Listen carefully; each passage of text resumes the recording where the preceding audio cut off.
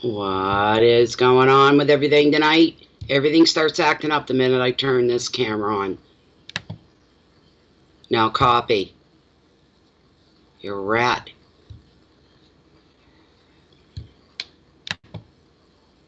There we go.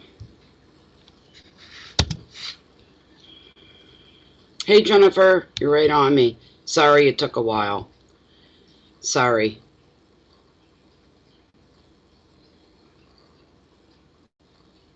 Hi Kim. Hi Jennifer and Tasha B. B looks like BMX. That's what I think of the bicycle. Hi Andra.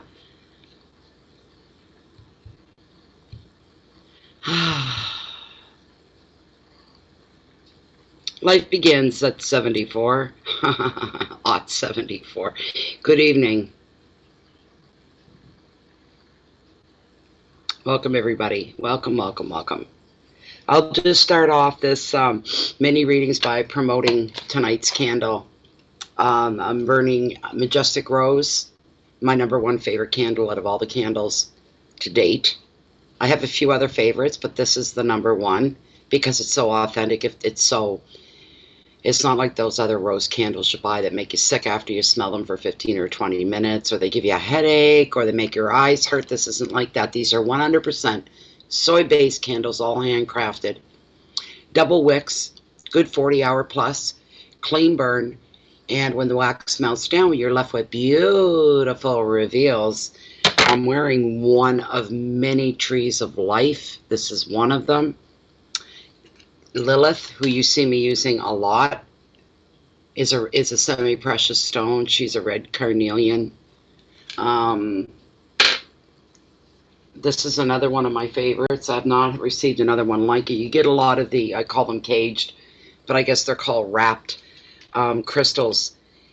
There's all kinds of them, and they're all unique. This one so far to date is my favorite as far as the silver work goes. I love this. It's an arrowhead. Man-made, of course, but the wrapping on it, I really, really think it's smart and sophisticated in some kind of way. So these are some of the gifts that you get. The reveal picks you, you don't pick it.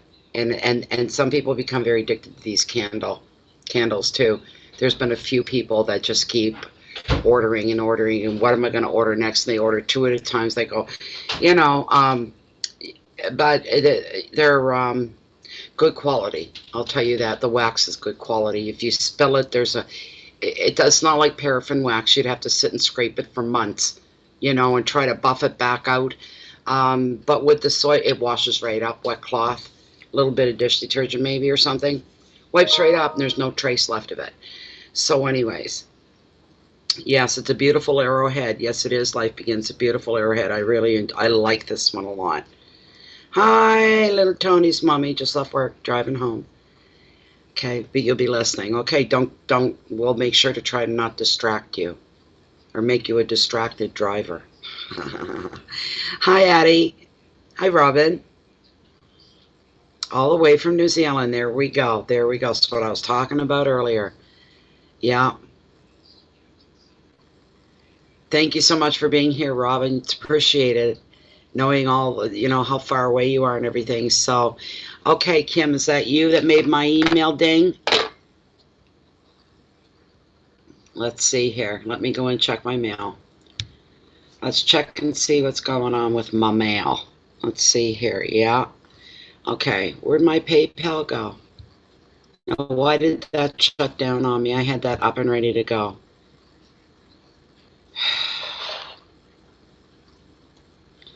Come on. It's going to be a minute.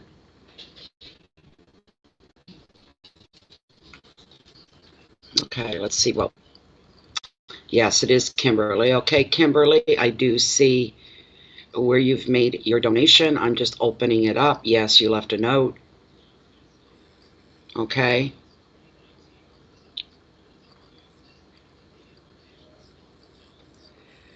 All right, Kimberly is stating that her mother is 85 years old. It really depends on where the state of her health is.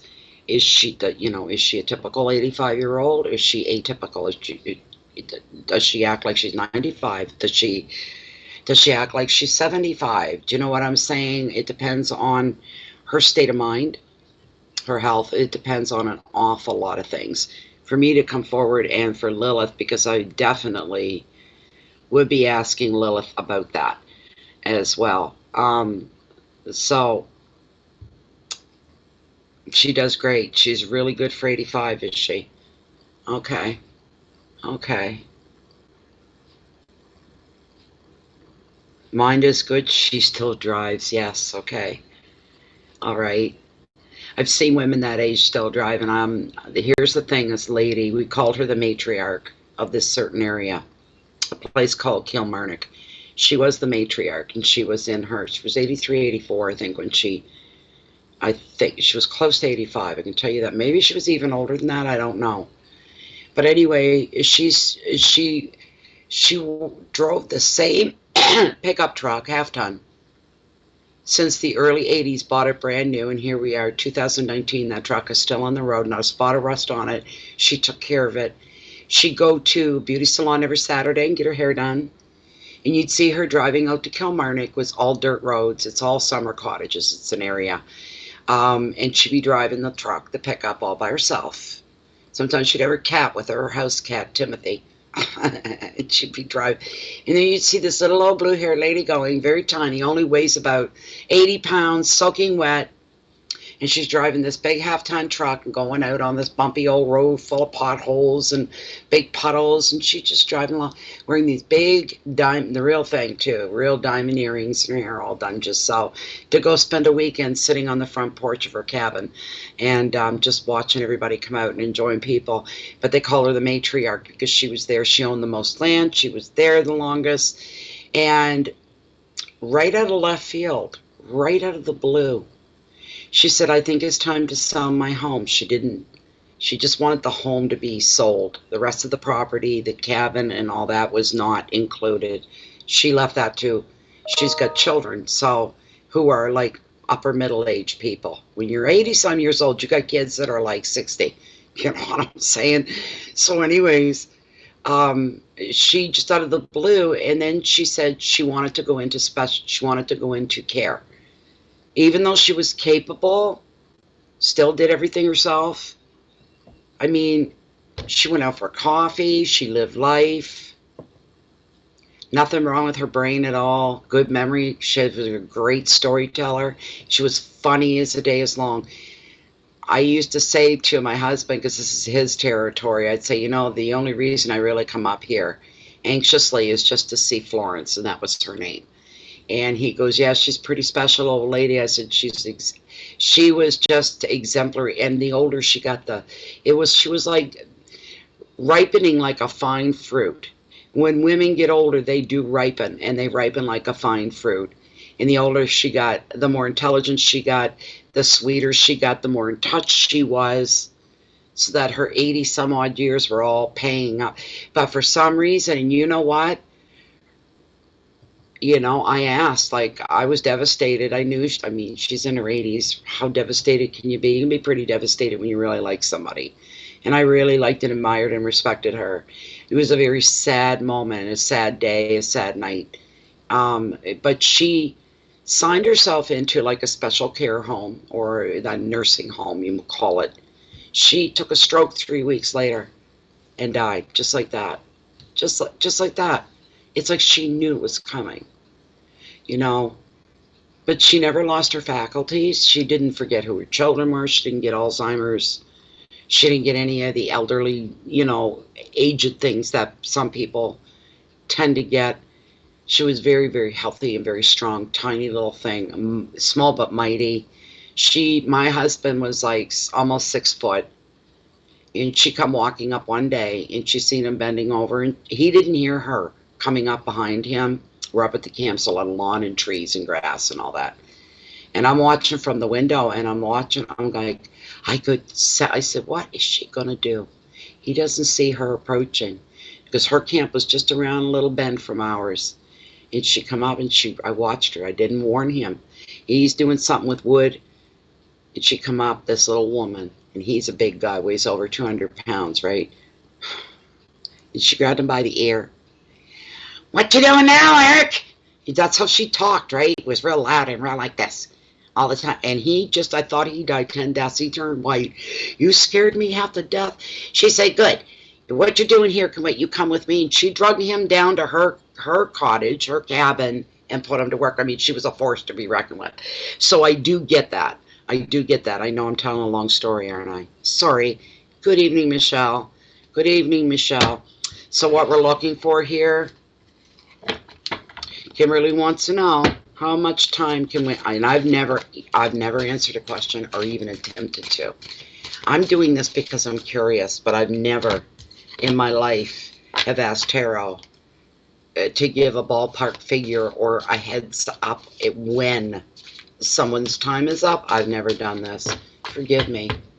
I'm just a child. I know not what I do, so don't be hard on me if I'm doing something really wrong. She was amazing. She did that. You know what she did one time? Because when you live in that area, it's all country people. They have their country homes, their farms and whatnot. But they also all have cottages and cabins all up through the Kilmarnock area. It's more northern New Brunswick, real dead center kind of thing. The weather gets bad there. But anyways, she was getting her wood in for her cabin for the winter, so she had the wood dropped off, and now it's got to be split, and it's got to be ranked up, and there's a lot of work, a lot of hands-on stuff. She grabbed Eric, she grabbed her son, and 2 other older gentlemen, and I think she borrowed somebody's wood splitter.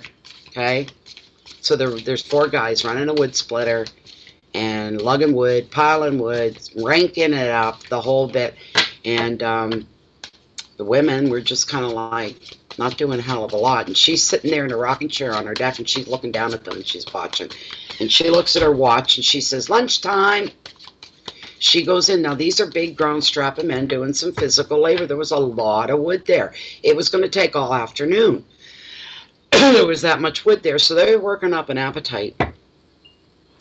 And I told you, and sometimes I'm careful how I say things, but I usually say something that's on my mind, and I feel compelled. I've got to speak. I have to. So I was like, with all due respect, I looked at what she gave them, and I went, no way. I mean, she's old school. You would think she'd have a big pot of stew or soup on or something like this for them, right? Nope. Not that she wasn't capable. She was certainly capable. She had a full range in her kitchen, wood-fired, Kemac. Runs on oil and stuff too, right? But anyway, I looked and I went, wow, you guys don't eat that all up in one bite, eh? Make it last a little while, eh? And she's going, what are you saying? What are you saying? And she called me Madeline. Old people can't say Natalie. It comes out Madeline or Melody, right? I've been called Nicole. I've been called by the old people. They just don't seem, I don't know what it is with my name. But anyways, she gave them 1 can of pop and 1 hot dog in a bun. That was it. That's all they were getting. And I said to her, I don't think that's even going to begin to touch their appetites. She said, that's the way I want it.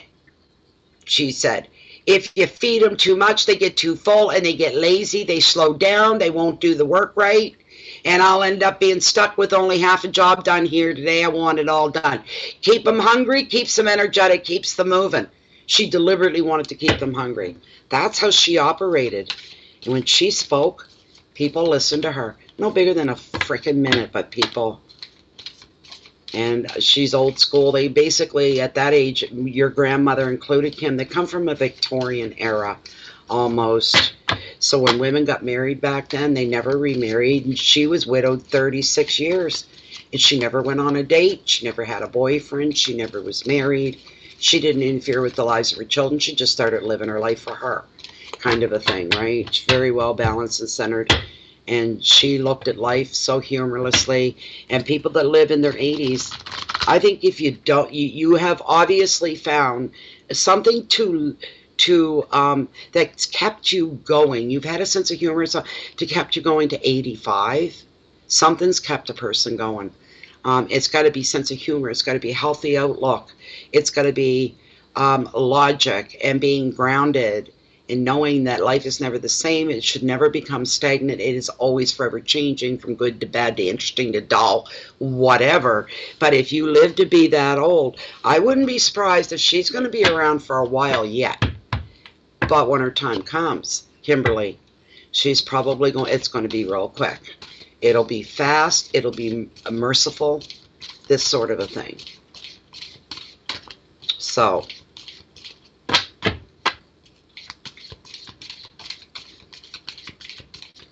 I'm going to run them through once, and then I'm going to cut the deck.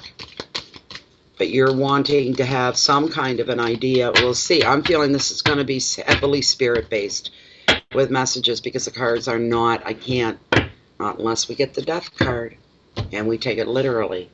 That would be the only card I can think of right off. I'm cutting the deck right here. She drank whiskey and freshwater fish. There you go. No, she didn't. She told him to go home at supper time. Go home and have your supper. She wouldn't let them leave, Robin, unless she was just, they didn't dare. Like when she had Eric that day by the ear, I'm in the kitchen, my hands over my, and I'm going, I've never seen anybody, a little entity like her handling this great big guy just by grabbing him by the, and she walked him all the way down the walk, all the way down the driveway and around the bend, and she put him right to work is what she did. Oh my goodness sakes. Well, we didn't get death, but we got something kind of close as far as image goes. We got the tower. Although in the Oceanic it is known as a ship being caught in a perfect storm here, which means they were unprepared. It's like, and applying this to humans, it's like you had the rug pulled out from under your feet. So I honestly, my first go-to intuitively is that she is going to, she's not going anywhere anytime soon. She's truly not going anywhere anytime soon.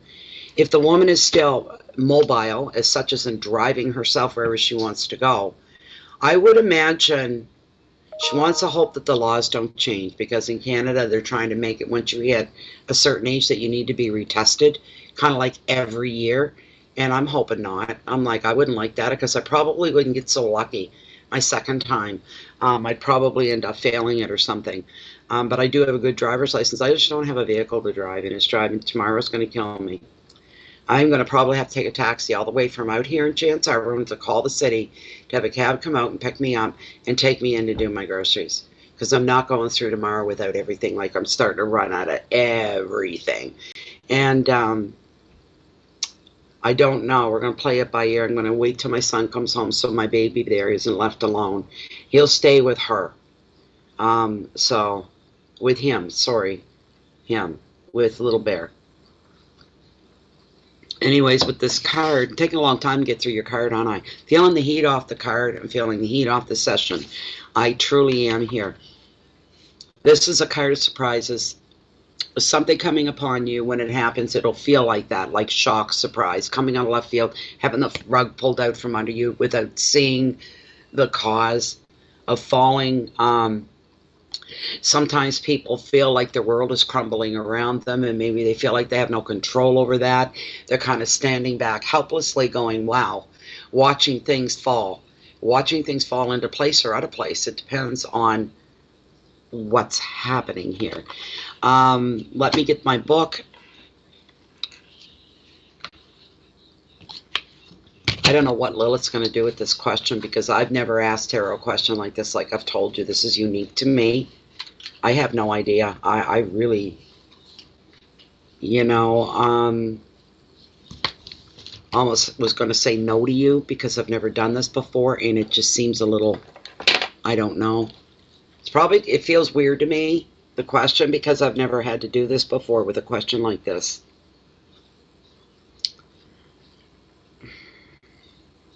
Yeah, it's like lightning striking here in this situation. There's going to be little that you can do other than just accept the chaos and the change that it's going to bring into your life. There's going to be some kind of a happening, or there just has been, either one. I'm not sure. You don't sound at all feeling like you've been through anything really bad lately, so I'm assuming this is yet to unfold. I'm not sure at 100%, but I'm just going with it here. Here's the thing. Whatever's going to go down is not your fault. You're just kind of caught in the sidelines of it all, but it's not your fault. You may fall into a state of shock at first, just like disbelief, like I can't believe this. But this event, when it happens, is going to be a breakthrough for you, whatever that means to you. And I just got a feeling you had a little light bulb moment. Something went off. What's the breakthrough? I'm not asking you. I'm just saying, stating it. You're going to experience a breakthrough. You're going to be given a chance to see the world in a very different way. Additionally, the card may signify with issues with property and challenges to your security. All right, so maybe you're going to be left executor to her will. It'll be you to carry through with things. It could be, but you're going to be very involved here, is what we're saying here. You may be feeling vulnerable financially and in relationships. Maybe the same can be applied.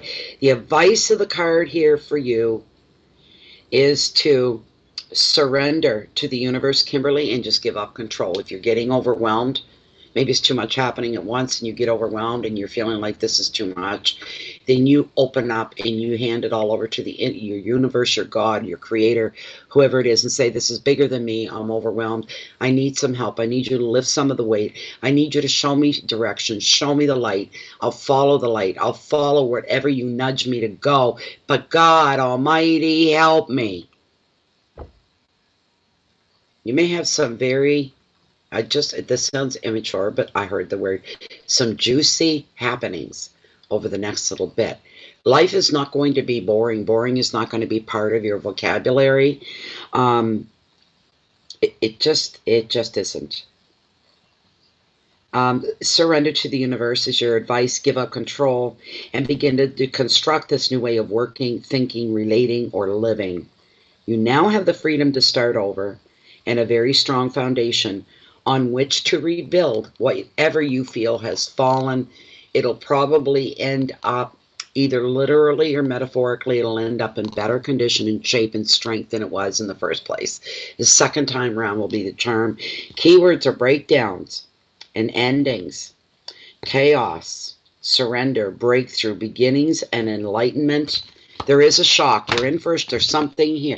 It's a shock and it's a surprise all at once. It's something you did not see coming. Now what we're going to do is we're going to ask Lilith. I was just going to drink my tea, but I guess not. We're going to ask Lilith, and we'll get a ballpark figure, unless she doesn't want to work at all, and that would be a first. I'm just saying that because I'm thinking that's the only thing that could go wrong. So, oh, there you go, Kim. Okay. No, I'm okay. It's a learning curve for me. I'm fine. I mean, I'm protected. I'm always protected. I'm protected as 24/7 as I sit and breathe. I don't worry about it. It's just odd a little bit. We're going to ask Lilith. Okay, Kimberly, this is still for Kimberly within her one card draw concerning it's your mother, right? Your mother, and she is 85. Still going strong. She's like the ever-ready bunny. But Kimberly is wondering, forgive me if I'm doing something wrong here or blasphemous. I don't mean to. I'm ignorant to this.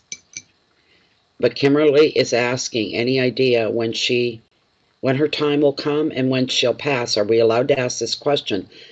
Look at her shake. Are we allowed to even ask this question? Uh-oh. Lilith? Lilith? Lilith, are we allowed to ask this question? I'm asking first because I don't want to do anything. She's not sure. It's like she doesn't want to answer, but she wants to know how long, like when will her time come? Yes is telling me nothing. You're doing small, quick, little yeses. I wanted a number. How much longer is her life on terra firma, on planet Earth? How much longer? I'm going to take a shot and see if she's going to respond to this or not. Is she going to still be around at this time in 2020? This time next year, will she still be here with her family, alive and well within this time next year? Is she going to live that long, at least another year? Is she going to live at least another year and a half? Is she going to live at least 2 years from here on out? She's still saying yes. I'm just going with it here. Is she going to last another 3 years here on terra firma? 4 years. Uh-oh. There's the change. 4 more years. 4 more years, and then she will pass through. And she's saying yes. All right, there you go. It's just a matter of a waiting game now, isn't it? There you go. 4 years. She may live to be 90 or close to it, So, okay, let me look, and I got to see what I've got for a list here built up in PayPal. You're here, aren't you, Jennifer? Yes, you are. I'm going to probably have to send you a little list. I don't think it's very big. I really don't. It logged me out again. Just one moment. Oh, yeah, we've got some. Oh, my goodness. Deborah Perry. Oh, my gosh. We got some big donations here. All right, just one moment. I just did Kimberly, and I've got 2 more, but I'm going to send you the list anyway, just so you can see. Jennifer. Where am I? On Facebook here. Bring Jennifer up.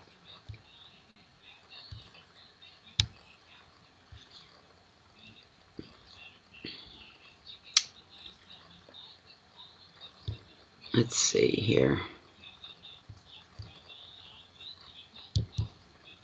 Come on. There we go. And here it comes.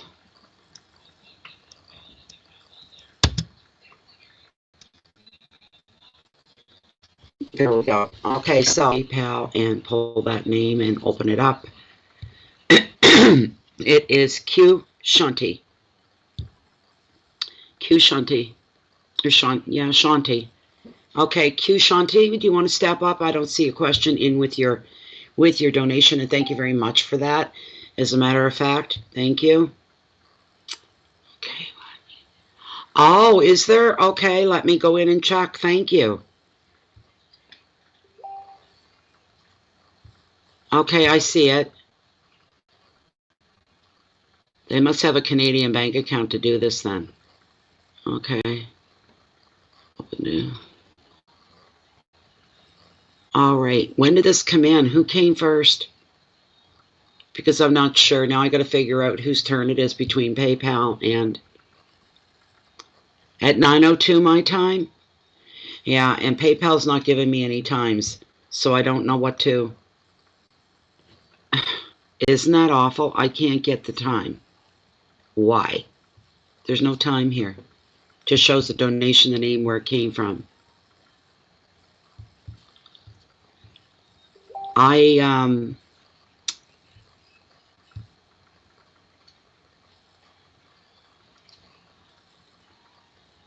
She was? Okay, we'll do, okay, Q. All right. Q, where is Q? Up front and center. Step up to the microphone, please. Quinita. All right, Quinita.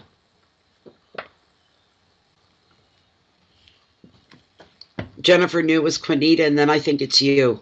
Yeah, okay. Go ahead and put your question up because I didn't see it in your notes or anything, in your donations. So what would you like to know? Yes, I know you're here. There's a little bit of lagging going on. But what is your question, Quinita?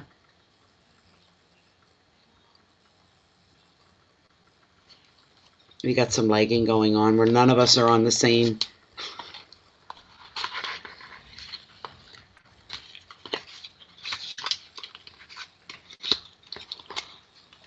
Oh, pregnancy, quiet. Boys, you're brave. You guys are asking me. I'm not going to use the word unethical. It's not that. It's a word that I'm trying to find. With Kimberly asking about, you know, her mother and everything. And a lot of tarot readers won't answer. I know they won't answer questions like that. And they really won't answer health questions. And they won't answer pregnancy questions. I don't know what the big deal is. You're either going to yes or no, and it's either wrong or it's right. So we'll certainly take care of that for you. Just bear with me one moment. Yeah, okay, I've got it. Thank you, Jennifer. Excuse me. Okay. This is for Quenisha Webb, and she wants to know, do you see pregnancy in the near future for her? Do you see pregnancy in the near future for Quinita?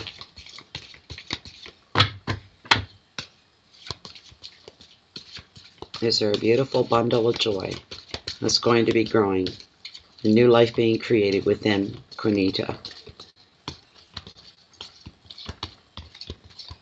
Certainly wishing for you. You obviously want it, or you wouldn't be asking, right?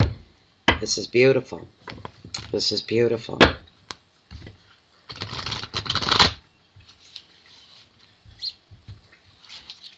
I'm going to run them through one more time.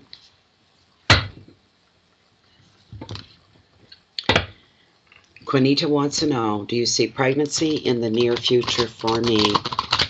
Are we seeing that for Quinita? Please bring up the card that would reflect that. I'm cutting the deck right here. And what we have pulled, please make sense. Don't bring up everything else but that. The Queen of Cups and sensitivity is what we've drawn here for you, Quinita. The Queen of Cups and sensitivity. This card would represent you, by the way. It would certainly represent you. This is a beautiful card. Let me get I want to get my keywords marked here. Queen of Cups. She's beautiful. Great energy with this card.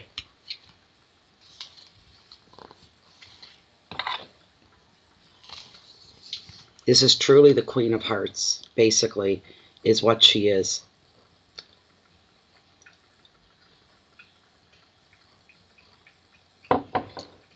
I'm feeling this is describing you as a very sensitive person. You're very compassionate. You're very gentle towards your friends and very openly loving towards your family and your partner. This energy is bringing you and offering you the energy of the Queen of Cups is bringing you loyalty and inspiration, creativity. So all your projects are going to thrive very, very well. A lot of growth going on here. Because this Queen showed up in your reading, she's showing you that now is the time for you to focus on your relationships, to focus on children, and sharing with friends as well. The advice of the card is to tune into your nurturing side. All right, isn't that interesting? Tuning into your nurturing side. That's what being a mom's all about, right? In decision making, use your emotional intelligence. It will be your best guide. The keywords here are love and nurturing, generosity, sympathy, protection, care, and emotion. And what I'm going to do here is pull Lilith in on this, and we'll get a straight yes or no.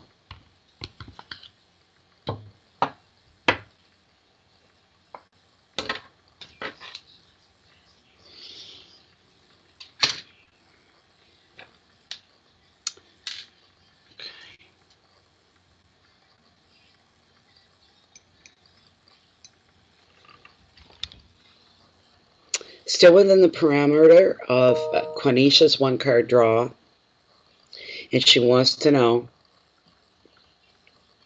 is there a pregnancy in her very near future? Will she become pregnant within her very near future? Could we get a straight yes or a straight no?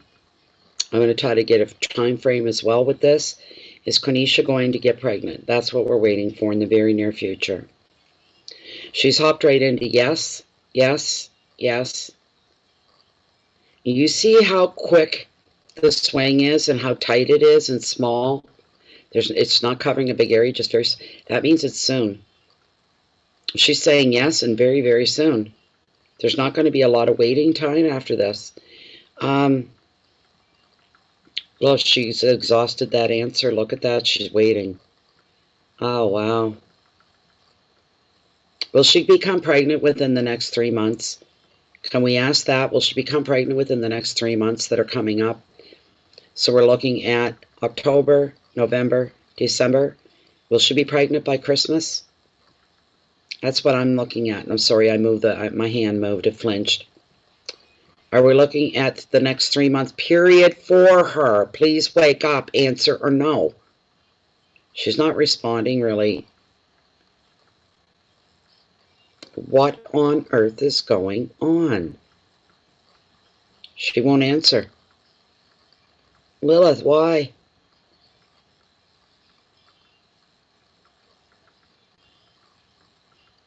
What is going on? I don't understand.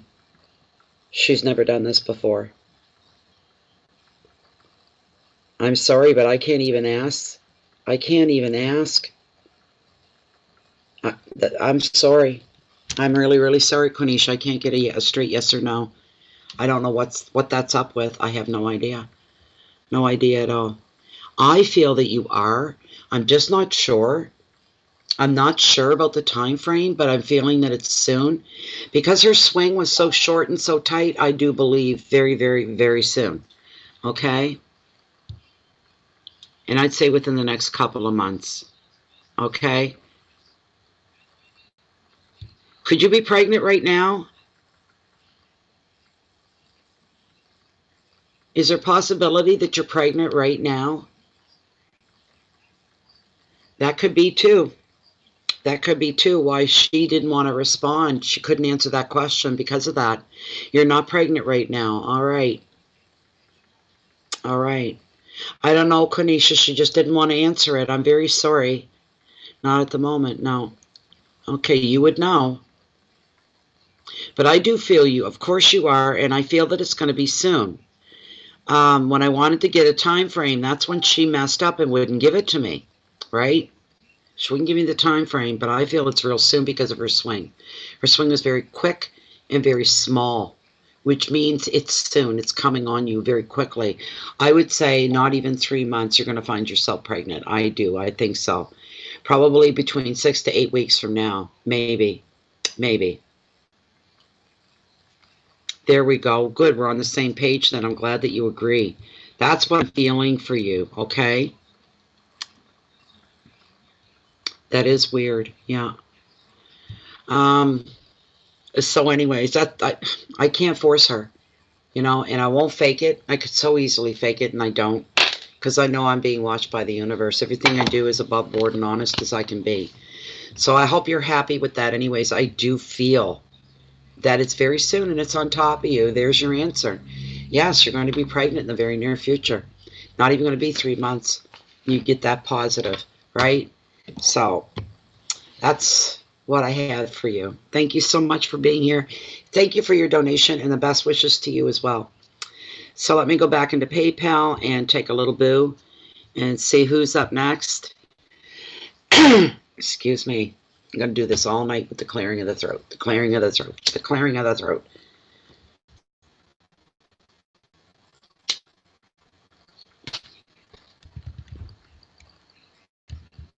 Okay. Deborah Perry is next. Deborah Perry. Oh, Deborah. Are you still here, Deborah? Deborah made a very large donation. Dr. Armando, you're next. You're next.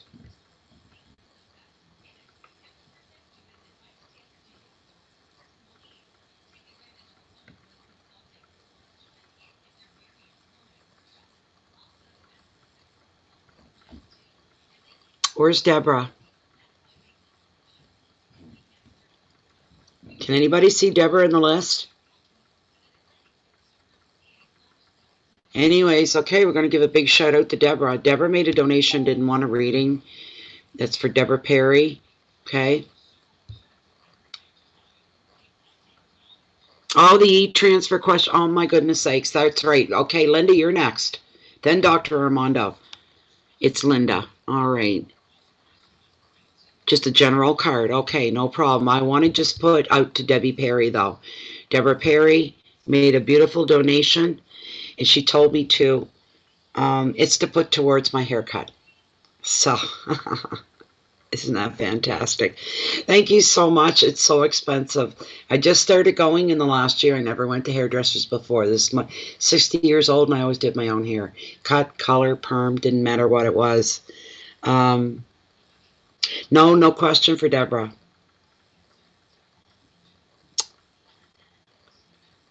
Okay, you've got the, okay, there we go. You've got a question? Is that your question?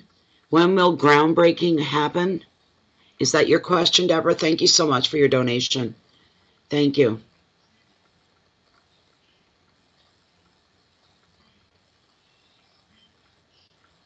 Is that your question, Deborah? When will groundbreaking happen? Is that your question? I just want to make sure that's your question. That's what Jennifer has anyway. I don't know where she got it from. There's some lagging going on, I know that.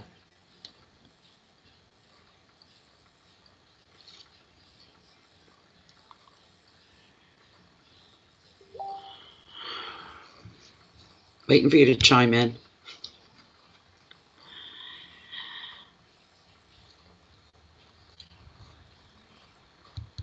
Okay, well, I mean, I was calling and calling and calling on her, and I don't know what to do here. Nobody's answering me, so other than I'm here, but I wanted to know. Linda, where are you at? Okay, hold on, Deborah, because Linda was next. I'm sorry about that. You're very welcome. Linda, where are you? Linda wanted a general card. Open to what is the future. But I'd like to know that she's here to get her read. There we go. Oh, there you are. Okay. Okay, Linda, don't go anywhere. I'm going to do you next here. All right, you want to know what's coming in the future. You want a general card, basically. And then, Deb, I'm going to do yours.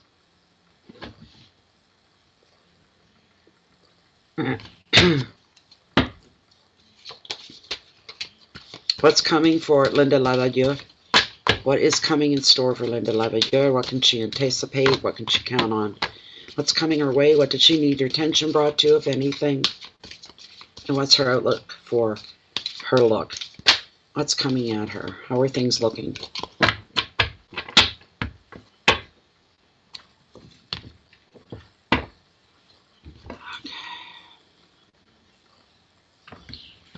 Okay.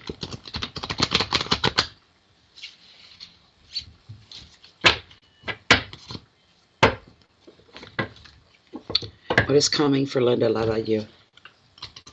General reading, what she needs to be aware of. Cards are beautiful right now. They're right in sync. I can feel it. And I'm going to just cut the deck right here.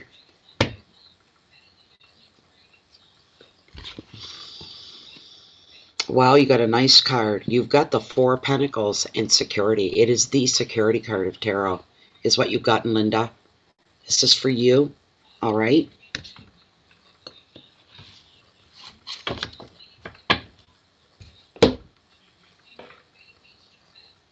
This is a beautiful card. It's four. This card is all about stability, and as I said, it is the security card of tarot. It's a wonderful card for you.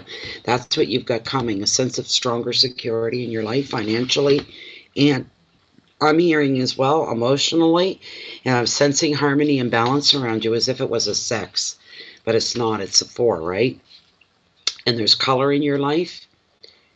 Subtle though it may be, but it's there. There's new fresh color. And what I mean by new fresh color, it's a breath of fresh air. New things and new people, new places coming into your life is what we're getting here. You're lagging a bit, Jen.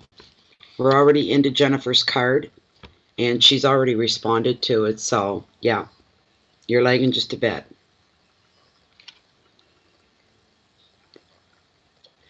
This card is showing up, Linda, to acknowledge that your finances are on track. Work and relationships are very happy and very stable for you right now. You're able to provide and care for those, for others that you care for overall, and you've reached a point at which you can sit back a while, and now you can appreciate the strong foundation that you have built.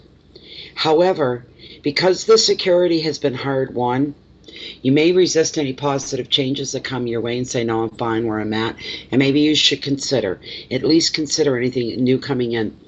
The advice is enjoy this period of calm and this period of order in your life, but remain open to new things coming your way and new possibilities. Keep looking for new ways to expand your empire. What is your life? Your keywords are stability and finances, property, protection, balance, order, and foundations. Everything's coming up roses for you. You're just fine. It's beautiful. It's better than fine. You're above fine. You're just beyond fine. It's really, really good. All right. So that was your answer to your question. It's beautiful. The next one was for Deb. And Deb wants to know when groundbreaking is going to be going on, when it's going to take place. For you, Deborah Perry. Dr. Armando, you're after Deb, because that's what's on my PayPal list. All right. There's a brand new arena / like a sports center being built, training center. And she wants to know when the groundbreaking is going to begin.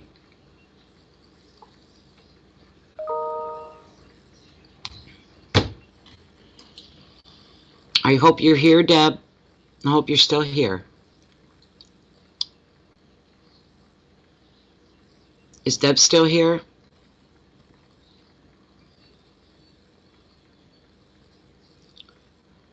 You're welcome, Linda. Hi, Anne-Marie. Another one from the UK. Wonderful. Welcome, welcome, welcome. Yeah, I'm waiting for Deborah. I want to make sure she's here for the reading. Deb Perry. Deborah Perry.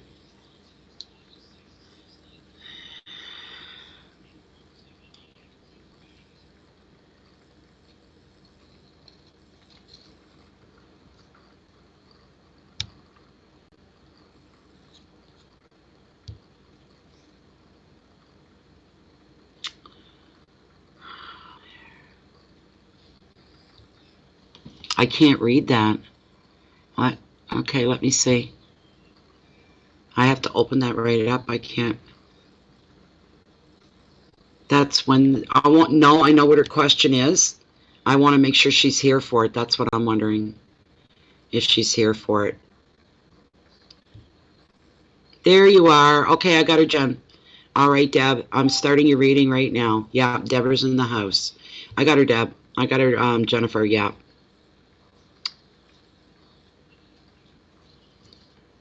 You're lagging a bit, Jen. Okay. Okay, Deborah's here. Here we go. All right, Deborah wants to know when groundbreaking is going to begin on this project, on this new arena, sports training arena taking place. This is a very big deal, and it's very important by the sounds of it. And Deborah wants some idea of when the groundbreaking is going to be taking place. And bring up forth, of course, anything else that needs to be brought to Deborah's attention. as well. Anything outside of that, because it's going to happen anyway, so I might as well put it out there. Deborah's lagging too. I know you're here, Deborah. I'm going ahead with the reading. Where are we? We're at 49 minutes. 49 minutes. We're coming up to 50. We're at the 50-minute mark for a timestamp for her in case she doesn't get it. You're at the 50-minute timestamp. I got more readings. I'm going to have to give you a new list.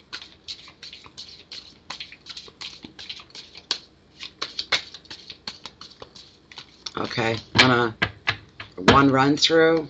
I wish this lagging would stop. Because then there's the big dialogue, and you know, well, where's my reading? I didn't see it. I didn't get it. You skipped me, and no, we didn't. The reading's done. It's just that you were lagging or whatever, right? And that's frustrating because it holds everything up. I hate the lagging. Okay, very first card here. Oh. Now, I wish she was on the same. Because you wouldn't believe what I got for her and what I'm hearing here. I'm not, no, she's not. It's not me.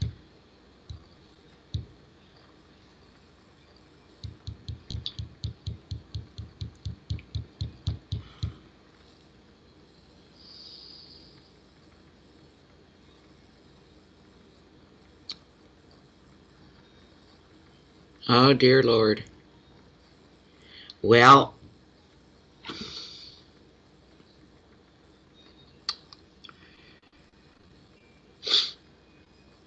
just bear with me for a moment. I don't like the card. Just bear with me. And you're telling me you've been waiting 5 years for this? 5 seems to be hanging in the air here, and I don't like 5s at all.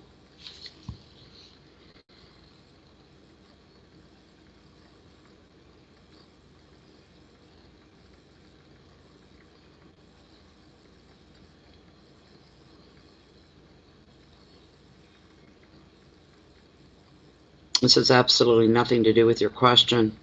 This has to do with you in a personal way.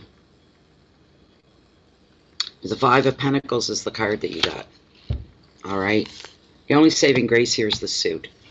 Suits, you know, Pentacles are all about money and creativity, pops of color in your life, new beginnings, initiations, risk-taking, sometimes taking a chance, investment, this sort of a thing. But the thing with this card is that it does appear to be a sad card, but not all is lost, because the 5 often reveals with you, maybe you have a real strong fear of poverty and isolation, but that's not your reality. That's what the card is saying. It's not your reality. Whatever you're fearing is not really your reality, that maybe you're reading too much into it. I don't know. This isn't my opinion. I don't know, but this is what's coming forward here. You may feel at risk of losing a job, losing work of some kind, or even a relationship. The card shows you pulling off to yourself due to self-doubt, and don't do that to yourself. Don't doubt anything that you've done to bring you this far. The advice of this card is that you do have support, but you might be looking in the wrong places or even to the wrong people. You need to go beyond your usual networks, and you're going to find the help and the comfort that you're going to be searching for and needing. So I don't know what this is all about. The overall word being abandonment is not good. Your keywords are isolation and money problems, rejection, bias, fear, risk, and relationships. Let me bring Lilith in on your question. You're wanting to know about the groundbreaking. So,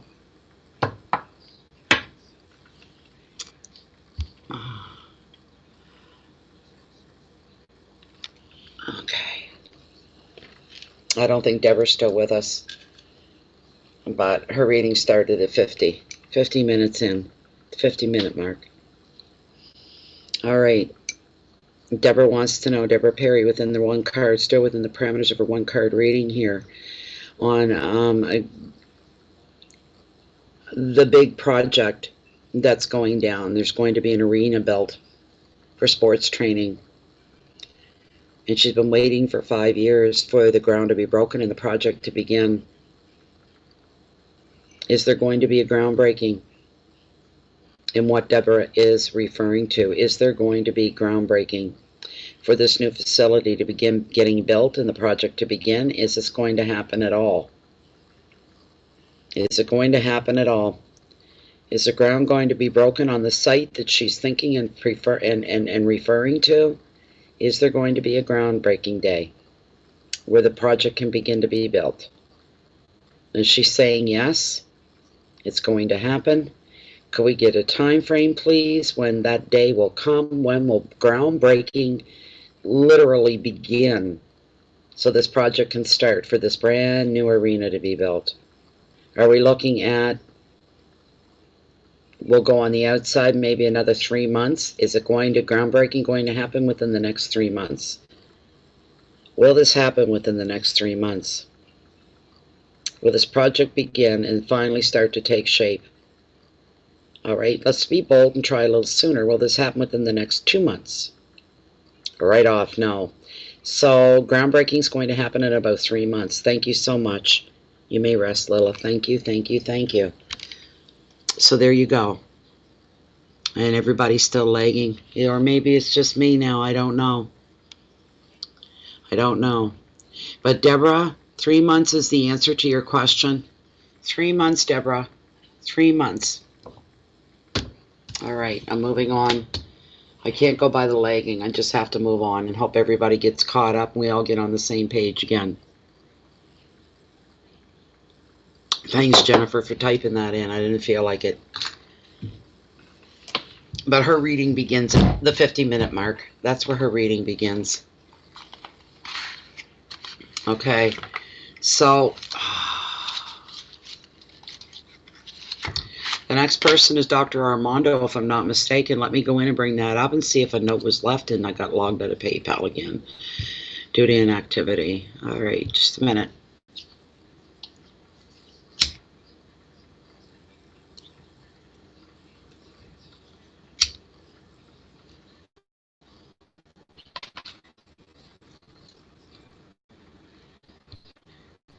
Yeah, there's some new people here. Okay, there's Dr. Armando. Okay. What's going on, Jennifer?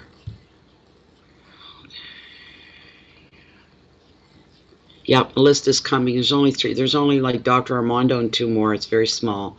Just bear, unless there's anything in Canadians, and you would let me know if there was. So, where am I? Okay. Okay. I'm going to send you the list. There's only 3 people on it, and I'm doing one now. So, okay.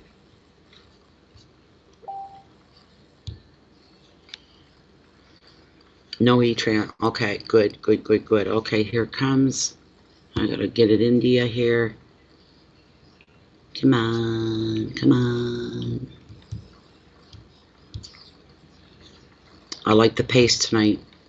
I wouldn't want to be crazy busy here tonight, that's for sure. Not tonight. Not after today. There we go. It's on its way. Wonderful. Tell her she's very welcome. Very welcome, but you should listen to the whole reading. There's messages there on a personal level for her as well. Where am I going here? Dr. Armando, back into PayPal. I just want to see if you left a note. Thank you so much for your donation, Dr. Armando. Yes, okay, here we go. I've got the question here.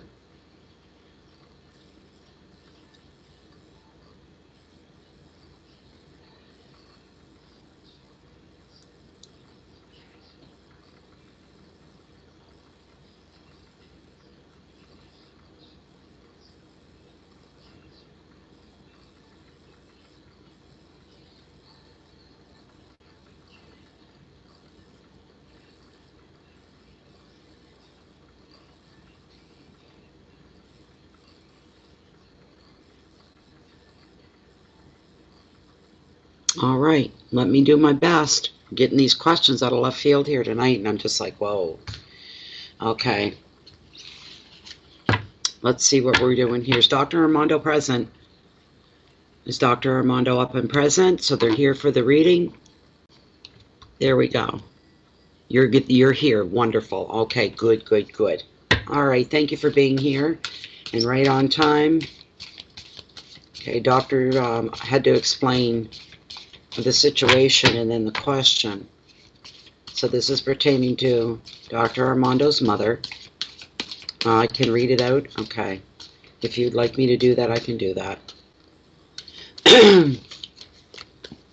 Let's see here. So this is the question.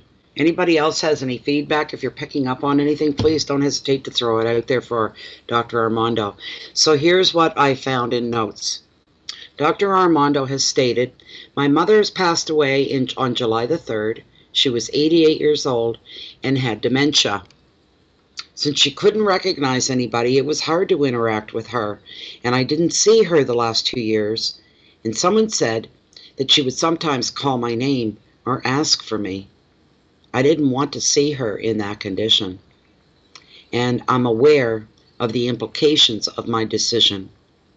I will have to live with that decision for the rest of my life. However, my question is, does she understand the reason why I didn't reach out for her? And if there's any messages for me now that she is above us, thanks. And that is the question regarding Dr. Armando. So that's what we're going to try to get an answer to. Yeah.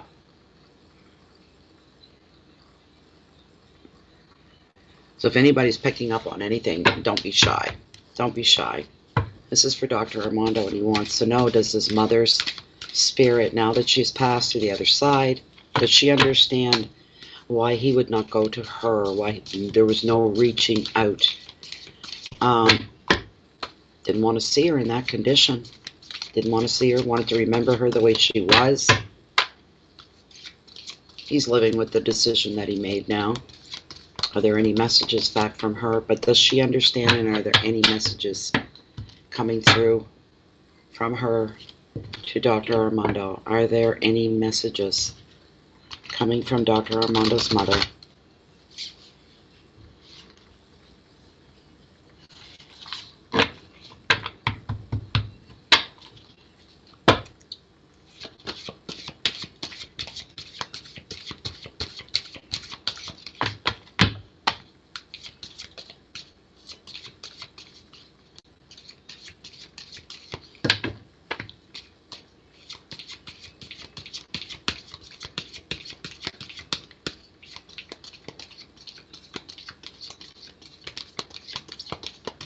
Okay, I'm going to do one run through and I'm going to cut the deck.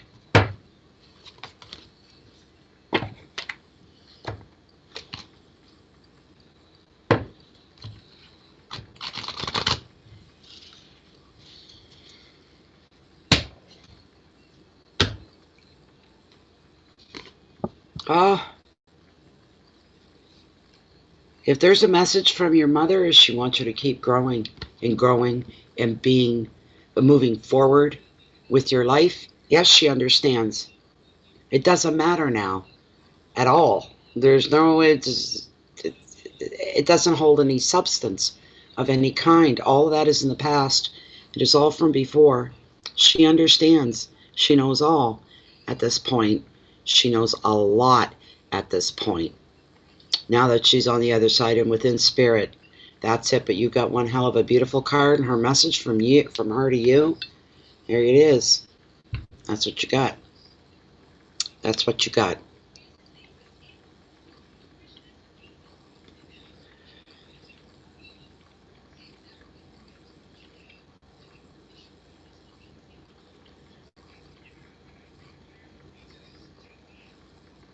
Did it really? Thank you, Mary. Thank you. Everybody, thanks for your input here. This is great.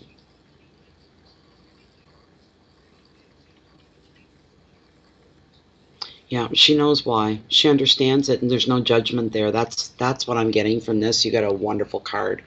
This is a card about growth. You know, the question you were asking me about it about the job and all that, that is connected to this. That's how close you are.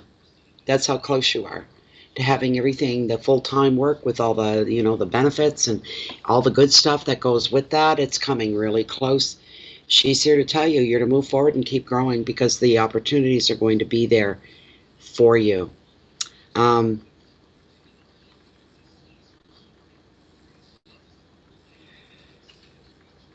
I'm just going to pull the book out here for your keywords. This card.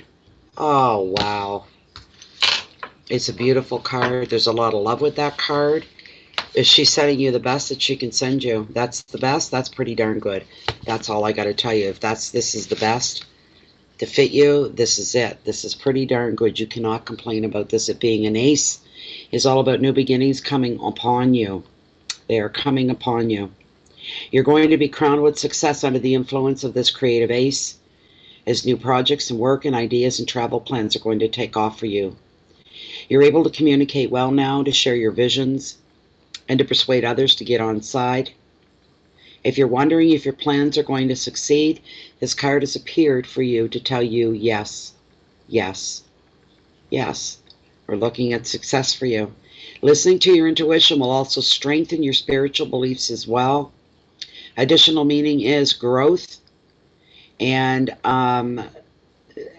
beginning a new journey or a brand new adventure in your life. You've got a new beginning coming up. The advice is to step into your power, invent, talk, create.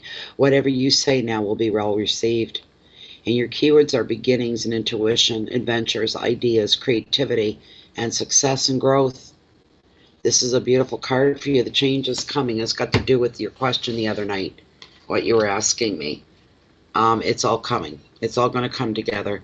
There's nothing, I don't feel one iota bit of anything against you from your mother in any way, shape, or form. There's nothing like that there at all. She's at peace. You know what I see? I see her smiling. She's happy. She's aware. Her eyes, there's a sparkle to her eyes. She's a very happy spirit. She's very happy where she's at. I live my life. It's your time to go live yours. And she says that with great blessings coming your way as well. Welcome home, Diana. I'm glad you were best friends.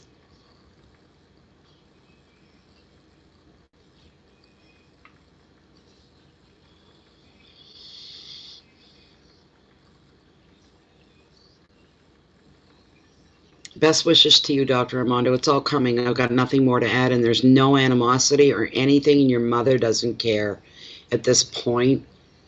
She doesn't. It's not even on her radar on why you didn't, but she would understand. She knows all now because, I mean, that's all part of it, right?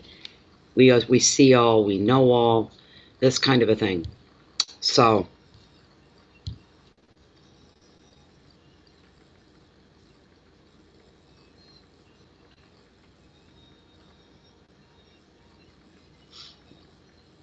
come on, PayPal.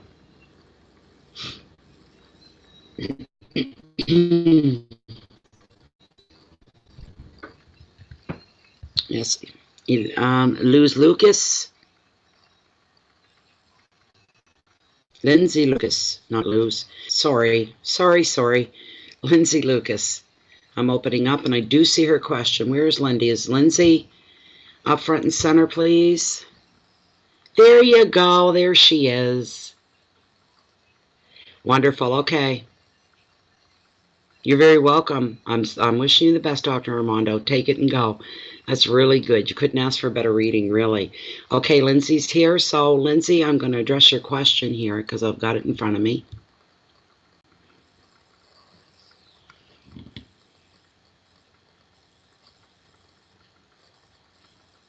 Okay, so here's Lindsay's question. She wants to know if she could please receive some advice around some injustices that she keeps experiencing in her career. Will these people be exposed or justice served? And she's paid some compliments. Thank you very much for that. And thank you for your donation as well. Very generous. Thank you, Lindsay. All right. There we go, Lindsay. We're going into yours. Let's get the shuffle up. Okay.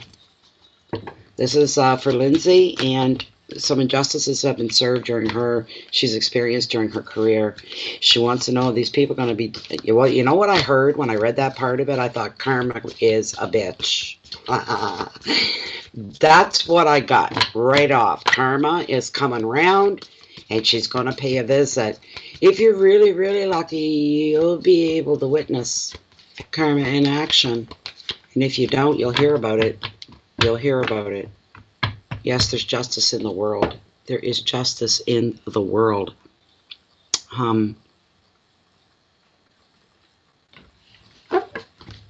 Devils. Is justice going to be served here for Lindsay? Because that's what it's about. It's about injustice that's happened to her through the wrong people, the wrong place at the wrong time.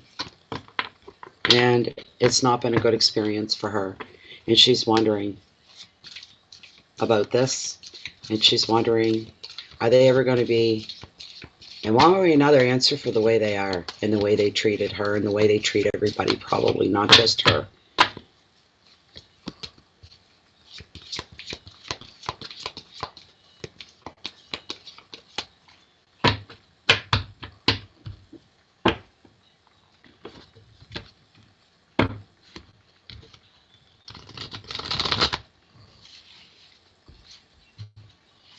One more run through, Lindsay. One more run through.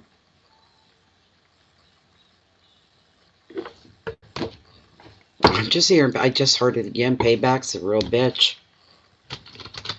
And you're not the one paying anything, but you may get to see it. There's the thing, right?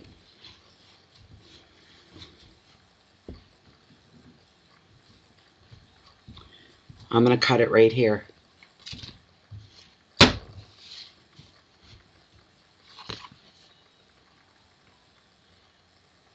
What I got here, very interesting card when I think of your question. We got the Ten of Swords, and it's all about endings, and sometimes these endings are good things. All right?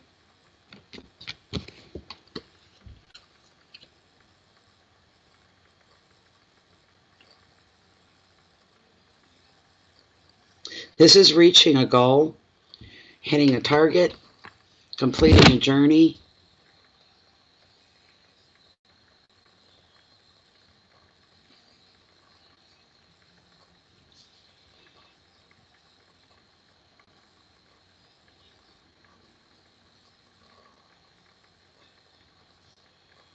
You have to have faith in the universe that the universe is going to step in and act accordingly.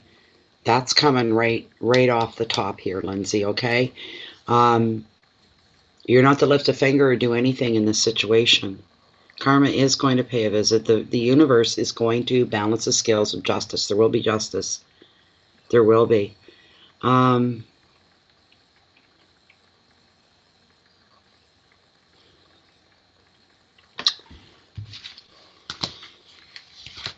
Something's coming to an end. Completely to an end here. This is a summing up of everything all put together. This is a summing up of it all. This is an ending usually involving maybe some degree of drama. This can come as a shock, or it can come as a relief, and I'm feeling on your side that this is going to come as a relief, and you're going to be seeing your situation for what it is or what it was. And there's no growth and no development within this at all, not going anywhere. However unwanted this card may be, when it does come up in your reading, it does tell you the truth, and it helps you to see what you need to release. And I've got a word to say on that in a moment. The advice here is to walk away and let it go. That was what I was going to say. I didn't know that was part of it, but here's the advice. Same words. Walk away and let it go. You need to focus on the present rather than dwelling on the past here. Your keywords are completion and release, drama, transformation, victimhood, truth, and shock. All right. So what I'm hearing here, you're doing more harm to you. We've all been there, you know. Most of us have been where you are. Some of the people you meet on your career path and as you're moving through are unbelievable. I know I've had my experiences. I have never forgotten them. With the dealings with these other people, how they could ruin your whole day at work, just their very presence being there. That is so poisonous. You're better off not being around them. And you may see them as the ones that won out. They didn't have to leave, go get another job or anything. They're fine where they're at. They're all good. And you're the one left wandering around and filling things out and trying to find your footing. You know, this kind of a thing, right? And you're probably gonna, you carry this, you get angry at times, or you're sitting there going, how did they get away with that? That's not fair. Why is life like that? And all these different questions that can come up. In the bigger picture, to your benefit, trust in the universe, have faith in the universe, that the universe is all about balance, and there's an imbalance here. Okay, well, it's this way, right? You're looking up at these guys, the ones that gave you all the heartache and the hard times, and you're looking up and you see them way up here. And they're not for very much longer. The higher they are, the farther they're going to have to hit the floor and fall when they do, because it is going to come, because the universe does balance things out. Even if you're not going to be witness to it, have faith. But you're done with it.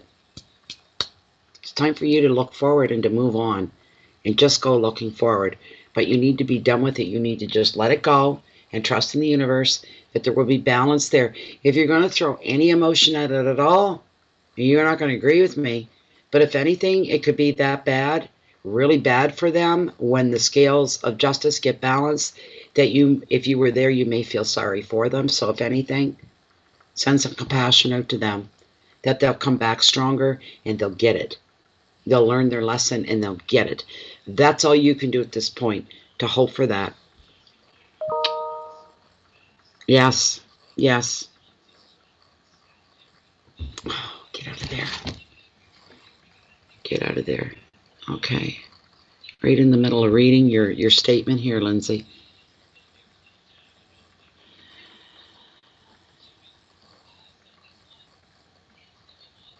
Well, if you know that you can, Lindsay, yes, that's something for you to consider. So your options aren't limited, especially if you're going to open up for yourself and maybe look at that seriously and look at that hard. Don't let these people take any more energy from you. Don't do that. And every time you think about them and you think back and those feelings get stirred, that moment you had to deal with these people, the way they treated you or spoke to you, disregarded you, whatever, and those feelings, of course, come back and they're not beneficial and they're not healthy. And they're still taking from you and you're letting them do that, you see. Every time you let your head flow back, take faith in the universe. There's going to be a leveling. There will be a balance. Not to worry at all. Not to worry at all. You're very, very welcome. Very, very, very welcome. I think Elena, are you next? Let me see. Thank you so much for your donation again, and thank you for your question. Very interesting. I like the answer, and I like what came back on the other end of it. That's very interesting. Yeah. Okay. There, Jennifer's going to let me know. I didn't? Okay. Let me go in and approve it. That, because it wouldn't work. I tried, but it wouldn't work. I'll go in and approve it right now. Just a moment, everybody. Okay, put that through. Let me see here.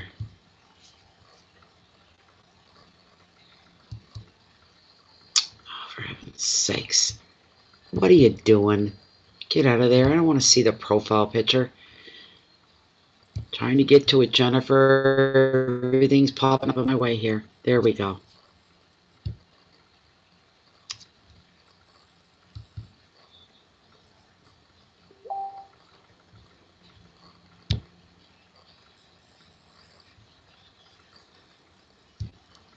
There we go.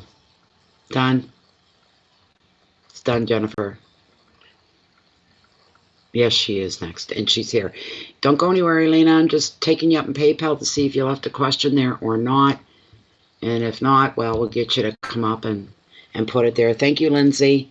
That was very interesting. There's some interesting questions here tonight. Wow. Like, really.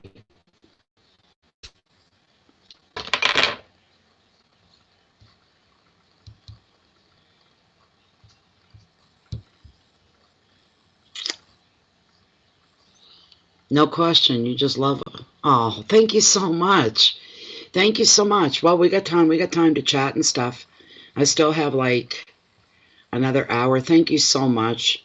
Elena just made a straight out donation and doesn't want anything in return. That's beautiful. Thank you. Thank you very, very much. Some interesting questions here tonight, you guys. Real interesting. Stuff that I've never dealt with before. The pregnancy one and the one about, I think it's Kimberly's mother. And what's going on there. I've never answered a question like that before. I remember the very first time anyone asked me, and I think I told this story the other night, about the daughter with her father, and I know when I got her email back, my hair was standing, because she had asked me, the one thing she was wondering is, my dad died 3 months ago, is there any messages from him? I told her straight outright, I don't do that. I don't speak to dead people. I don't, but something at the end of it made me stop and told me to be quiet and listen, and I did, and I was getting pictures. And she, when her email response came back, she had been crying uncontrollably, unable to stop, because there were messages from her father, and it was in your face kind of stuff. But I needed her to do that, so, yeah.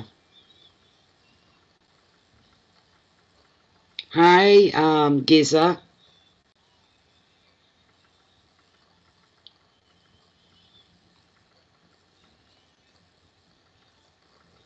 I think most people, it's a little slow tonight. Most people aren't home this time on a Friday night, so that's probably part of it. Everybody's out doing their shopping, their groceries, or having a beer after work, this kind of a thing.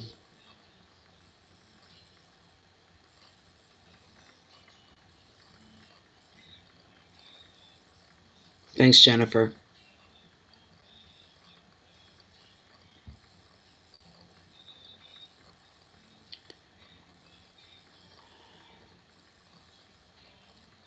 You're a violinist. We get a lot of people from the art world, in the base of the arts, and I don't mean painting and just that. I mean the arts across the board, which music is part of that. So you got to make a donation. I can't give somebody away a free reading when everybody else is making a donate. And it's any donation, any size. If you're not within the country of Canada, you'd use PayPal. Anywhere you are in the world, it doesn't matter. You don't have to be a member of PayPal in order to pay for something either, or make a donation. This is our donation channel. I don't set rates, fixed rates on the readings here, the mini readings. I don't put, some people charge 20 bucks a card, some people charge 5 bucks a card.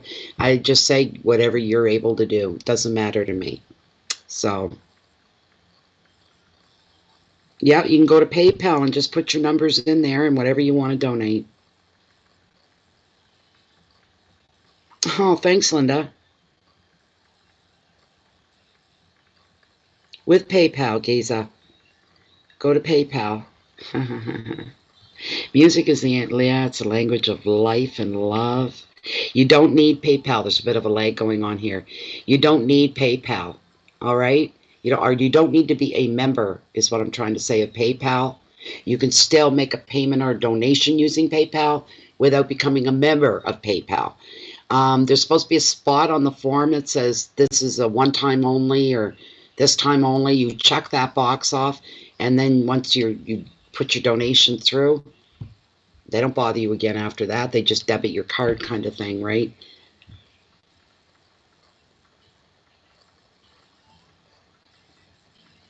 Well, you wouldn't connect your credit card if you're not a member. You wouldn't do that.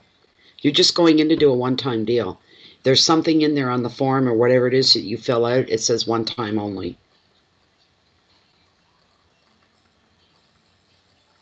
I'm getting heartburn. Too much tea and coffee, I think. I don't know. Oh, not a pop. I like my diet soda. My diet 7-Up in the evening. That's what I like, and I'm all out. I'm going to the damn grocery store tomorrow. Okay,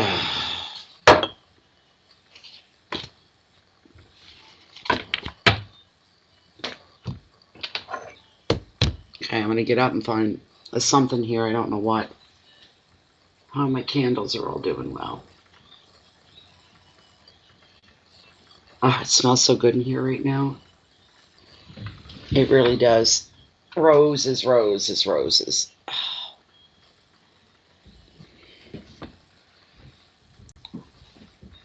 me see here. What are we? No.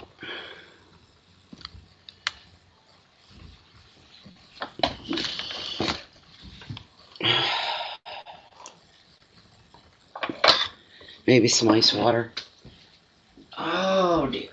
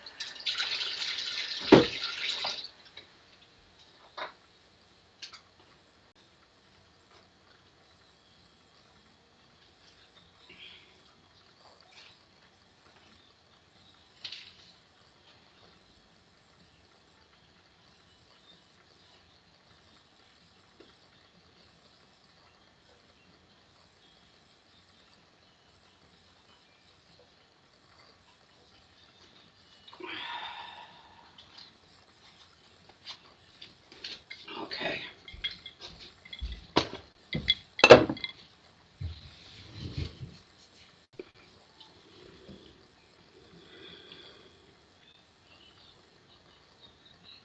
Oh, no, no, no. You've been very generous. Thank you so much, Elena. It's deeply appreciated. It truly, truly is.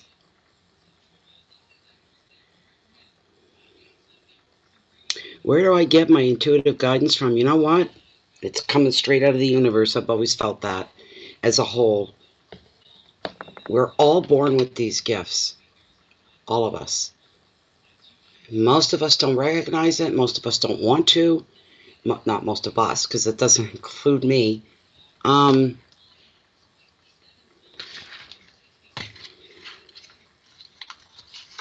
always been this way, ever since I was a little girl. That I knew that there was something a little bit off and different from me, from the rest of the family, and I knew that. Nobody else in my family, except my mother. My mother is the first one, the first time I ever seen tarot cards, when I was like 14 or 15. My mother had gone and bought herself a deck.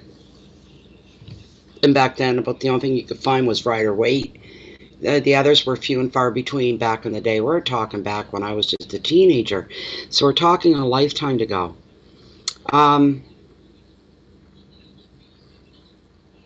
it wasn't cards where I found that I had gifts. It's just that I could see things when they were happening and have witnesses there at the time and say, well, how do you know that? And then, you know, an hour later, whatever. And it would be things that were, okay, something real stupid to everybody else, but we didn't have a lot of company in our home growing up. It was the way my parents were. And company was very, very rare. It was a rare thing. So this one summer day, my sister and I, the one that was next to me, we were uptown doing a little bit of shopping. We walked everywhere we went. And we were on our way home, and I remember being in the moment. We're only a block from our house. And we're walking along, and it's a beautiful, the weather was incredible. I see a lot of dappled sunshine because there's a lot of maple trees, big ones on this street. And all of a sudden, I said to my sister right out of the blue, I said, we've got company at the house. And she looked at me, she said, what are you talking about? And I said, there's somebody at the house, I can feel it. Well, we're going to find out in a few minutes if you're crazy or if you're spooky. And within the next 10 minutes, we walked through the door, and sure enough, there was a couple people visiting from before, from a long time ago. And there they were. They come right out of nowhere, right out of the left field. These are the kind of things, and other things when I was younger than that, when I was like 3 and 4 years old. I remember a man coming into the house that was never in our house before. And he came in through other people, like it was like other neighbors in that way, and came. And I remember knowing, and I was instantly scared of the man, and I didn't like him. And I was blown away. I remember the moment being in the living room, and I remember there was like my mother, my father, two other people, another man and a woman, then this guy, this man, who seemed to be very loud and very happy and very lit right up and very animated.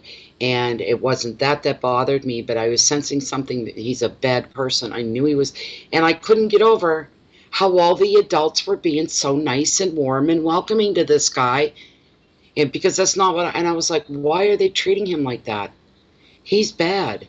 You know, I knew it then. I never got to prove it to myself or anything, but I still stand by that, I guess is what I'm saying.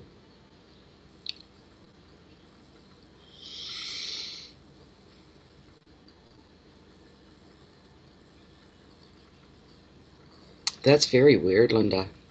Yeah. Hi, CL 107. I don't know. It's something we're all born with. I truly believe that. Some of us are closed off to it. I don't just read tarot cards anymore. The cards are nothing but a tool. That's all they are. They are a tool. The proof is in the pudding, is in the action of whatever the cards are bringing. They're never wrong. I don't question them anymore. I don't. I don't question the universe anymore. I'm still worried about the client we had here last night that didn't get the answer she wanted, and I seen just the darkest place possible. Still have not heard back. If you're out there, Dawn, please let us know you're okay. I've been haunted by that all night. So I don't ignore the little whispers, and it's the quieter and the softer that I hear this. They're not literal whispers. It's inside. It's coming from. It's part of. There's a thin veil, and stuff is coming through, and it's very subtle, and it's very soft, and it's very gentle. I'll hear random phrases and sayings, and 9.9 out of 10 times people will say, oh my God, right? And it's not me. It's not me. I'm just the tool like the cards are. That's all I am. And you're asking the universe through me what you need to know, what your desires are, or whatever. And all I do is pass it through. I'm just the mediator. I'm in the middle. That's all I am. I'm more open to it than a lot of people are. I trust it very carefully. I've just seen too many otherwise unexplainable things happen in relation to the people and the cards that were read to them. It's just the way it is. Do I get awakened by spirit? I'm awakened every time I have to do a reading, because that's the first place I go. My head goes right there. It goes right to the universe. But you mean out of a deep sleep, to be awakened out of a deep sleep by spirit, sensing spirit? No, it's never, not that I'm aware of. Not that I'm aware of. Hear something whispering your name when you're in bed. Be careful with that, Elsie. If you tell too many people that, you know what they'll say? That's a sign of schizophrenia, is what they'll say. This isn't audible. It's not audible. This is inside. It's inside of me. I'm feeling it. I hear it in here, and I hear it up here. But I hear it in here. It's not audible. Where you'd look at someone else and go, did you just hear that? That would be audible. You're expecting other people to hear it, right? This is an internal thing. And I just go with blind faith and trust it. And it's never wrong.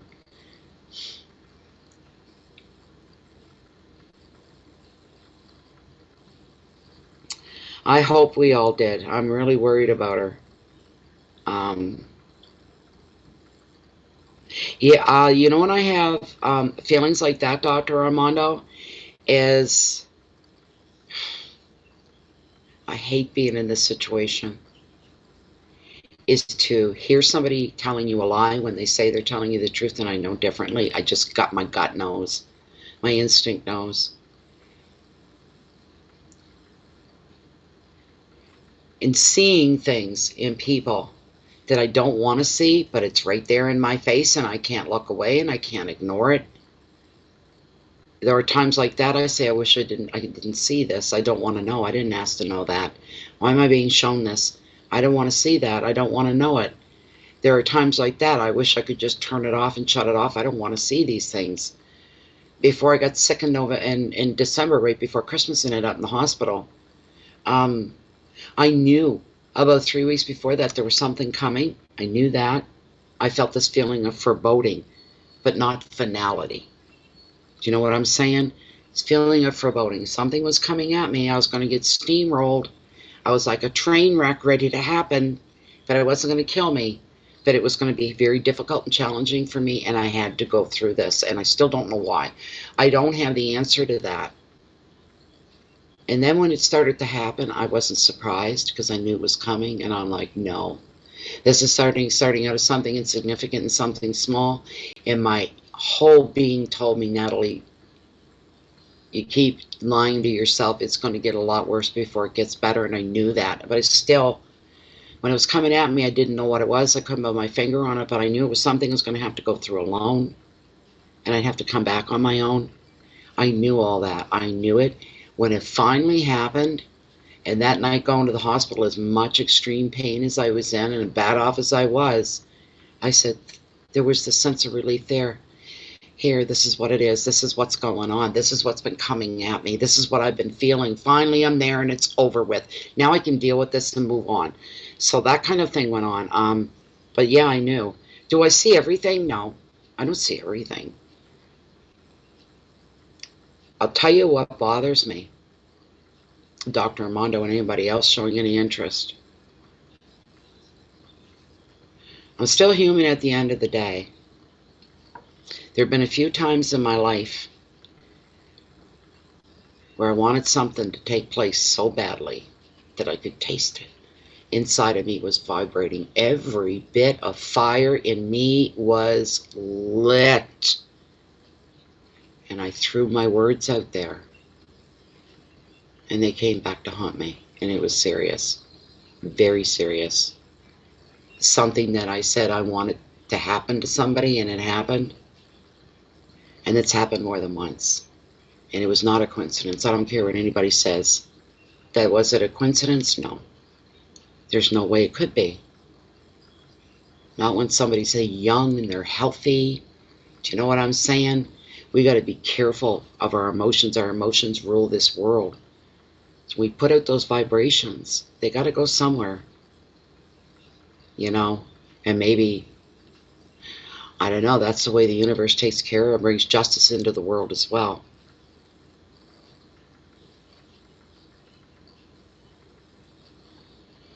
It does. I felt very sad. No, I've never done a sit-down group session. Never, never, never.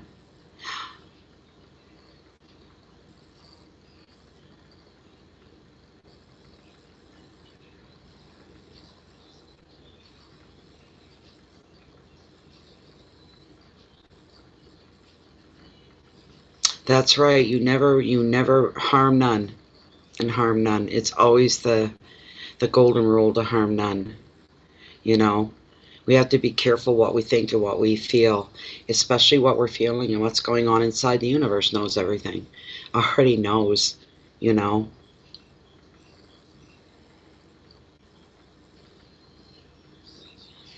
Well, I let things, when it comes to my children, they're the ones that will be left at the end of the line as far as the interaction with all this goes, the stuff we're talking about.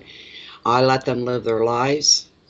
I don't interfere as little as possible. Some of what they're going through and coming up is very predictable, and you don't need to have special gifts to see that. I don't see anything bad at this time happening to any of them. I wouldn't be too quick to go look for that anyways. I just wouldn't do that, right? I don't want to change them. Oh, thank you very much, CL. That is late. It's only 10:22 here, is what we've got here. That's very late. 3 in the morning, yeah. Okay. 11, 12, 1, 2, 3. You're 5 hours behind difference now from us.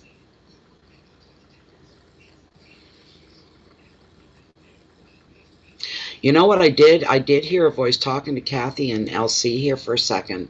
This was a weird experience for me. I never forgot it. I've been paranoid about it ever since. Anybody have floor fans? You know, they on a stand? A big round one. It goes round and round and round, cools you off. Has anybody got one of them? Portable ones? You plug them in anywhere? Because I had a strange experience. You do? Okay, maybe you'll all think I'm crazy here at this point. I don't know, but I had a witness. My husband couldn't believe it either until I brought it to his attention. This happened so many times to me, and it got to the point I couldn't hold it in anymore, and I told him about it, and he said, "You're just hearing things, Natalie." And I'd be like, no, I'm not. Every time that fan would be on and I'd lay there trying to go to sleep, I'd start to hear background noises. Every time the fan was on, I would hear different things. I would hear orchestras. I would hear somebody playing music in a public venue because you could hear the din. This one night, this went on and on, and when I mentioned it to him, he could hear it too. I said, "I'm hearing something." We're laying there side by side, having a nap in the middle of the day. I said, "Just listen and hear me. Be real quiet. And you're going to hear another sound coming forward. There's something going on. It's like another dimension or something." And I said, "It's like that movie Sliders where they had that big vacuum thing going on with a big fan." I said, "Think about it. Maybe it's real. Maybe it puts a rip into the fabric of time or something." Anyway, this one day, this was in the middle of it was at the end of the day. We had a long day.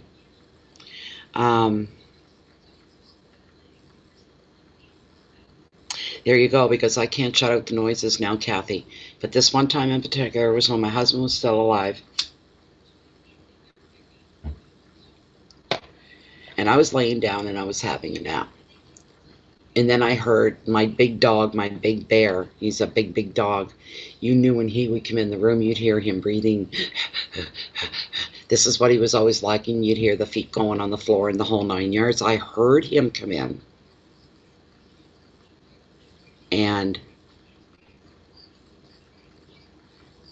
this was scary. I heard him when he was a big dog and he was older. So when he laid down or sat down, he made a sound. So I knew I could hear him turning at the foot of the bed, not on the bed, but at the foot of the bed, on the carpet. And then I heard the thump as he settled down. And I was laying on my side, facing that way.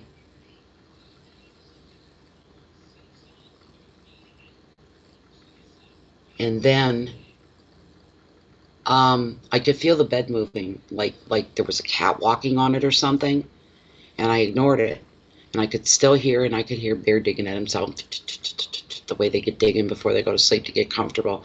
And then my husband came in, he laid down, and I just pretended to be asleep, but I was wide awake at this point. So it got real quiet. I could still feel like movement, like something depressing my mattress, like a cat walking over the comforter on the mattress, but there was nothing there. Here's what happened. I said, "I'm just going to lay here," because I could hear people talking. What it sounded like was a tavern. The clinking of glasses, the voices afar, voices near. And I started to pick up, and this first time it happened, I picked up on a conversation. And it was a younger man and an older man. The older man would have been in his 60s, maybe 70, but young for his age. And the younger man was big, tall, strapping guy who had a very nice voice. And the older guy, he said, "She can see and hear us." And that's what got my attention. I was wide awake. And I laid there, and my heart started going thump, thump, thump, like, what am I listening to? Where's that coming from? She can see and hear us. I can hear that. And the guy goes, "Just leave it alone." The young fellow says, "Leave it alone." The old guy says, "You can't do that. You got to find out if she can hear us, because if she does, that changes everything. If she can hear us and she answers you, it changes everything. And it's got to be you that does the asking." And all around them was the din of It's like they were in a club, but it zeroed in on their conversation is what I was hearing. Yeah, I know. I know. I never forgot this. I was completely freaked right out. Totally.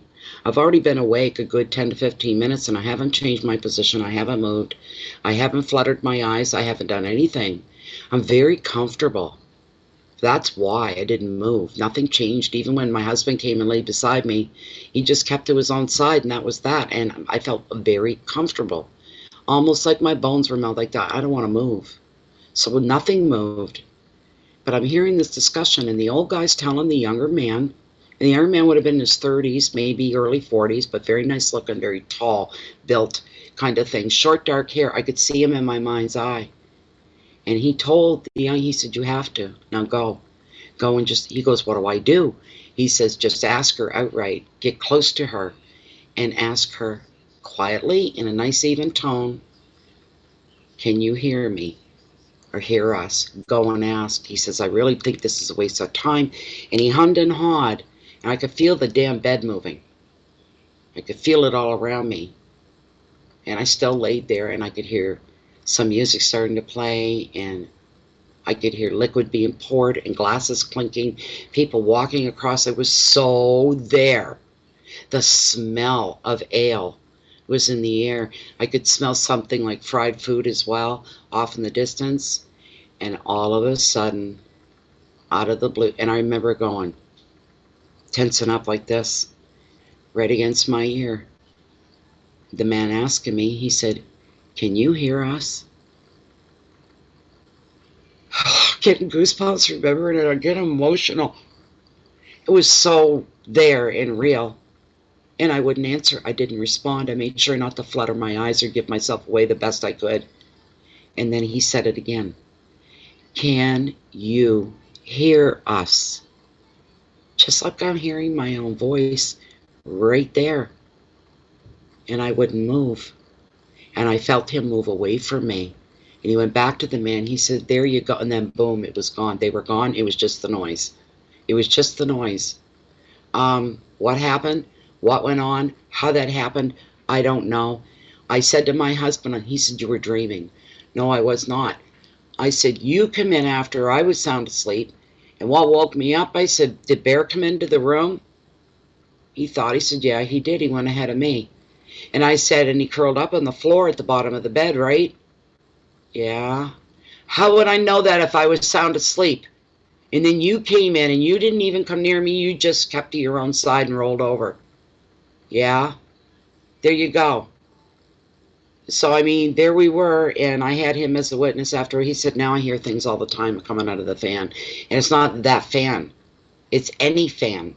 That's a floor fan. Now, I've got a ceiling fan. I don't get that. But the floor fan is what it is. I don't know what it is. If it breaks the fabric of time, what it does, I don't know. But it's the whole vacuum thing, and I don't know what that's got to do with anything.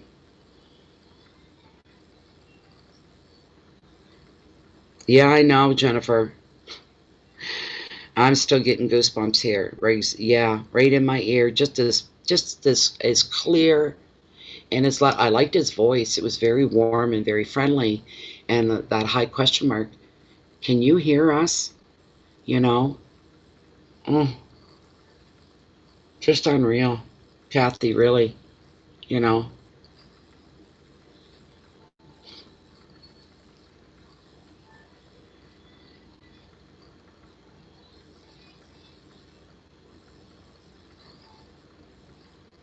Wow.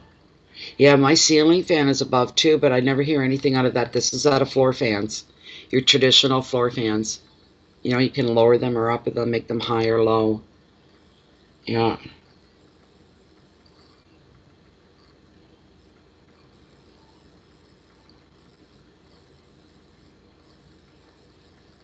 I bet, Inez. Hi, Beverly. Isn't that something? Wow, that's just amazing. What time of the night have I got? 10:32. Usually I'm popping and busy at this time. It's a slow night.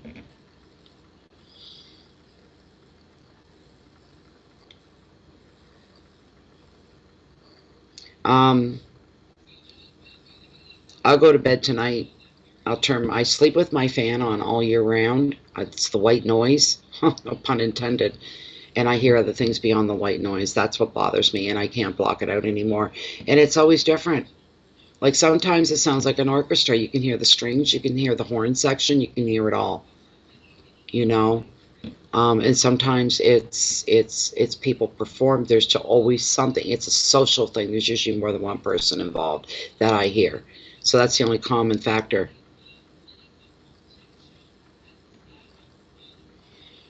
No, I'm not, Inez. Yes, I was, Dr. Armando. I didn't want to answer him because I thought it would alter my existence somehow, that I'd be personally affected. Like, we can't have somebody over there knowing this. And what if I never woke up? What if they ended me right there? Because I wasn't supposed to share it. So I wouldn't answer it because I was afraid for my life that they would do something. They were able to come across through dimensions that way. What else could they do? So I pretended to not respond. So,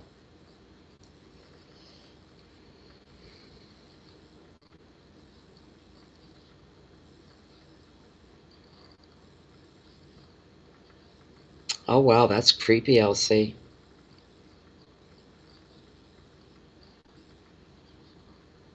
No, we were certainly not introduced, Diana. No, no, that didn't happen.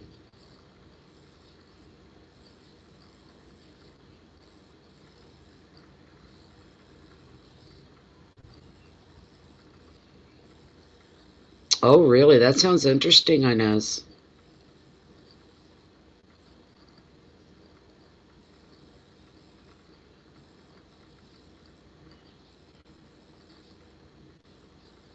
Oh my God. Oh, Elsie, that's creepy. Cigarettes burned down. Oh my goodness, that is very creepy. Um, these two people, Dr. Armando, that were the older guy and the younger guy, were very nice people. I felt the goodness from them. I didn't feel that, but I did not want to admit that I could hear them. I thought that would be the worst thing that I could do was admit that I could hear. Um, and it just didn't feel, and maybe I was like overreacting, and maybe I should have answered. I'll never get over it. Some things you never forget. That's one of those times I'll never forget. I could feel the bed move. It's almost like we were brushing up against, or the other dimension was brushing up against us, that there was some actual contact going on, and almost completely made a whole contact. It wasn't, it was just a brush with the other side. That's what I believe. Enough that the veil thinned enough that we could see each other. Um, the young fellow didn't want to have anything to do with it. He was really like, I really don't want to do this. And the older guy saying, you have to. So,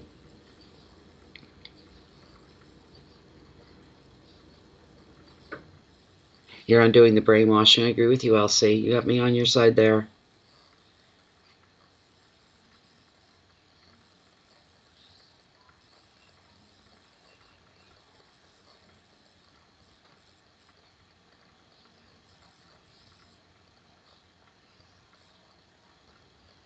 Yeah, that happened one night, and then my lights burned out behind me. It came right through the kitchen.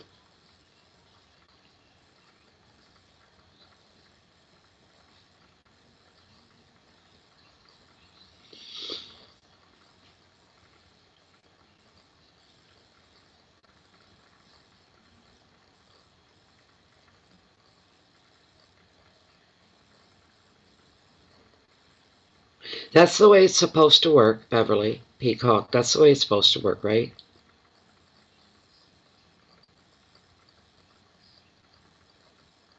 I mean that we gotta we're talking about positive mindset and negative, right? There've been times I've been negative about things in my life that turned out quite positive. So that goes on as well.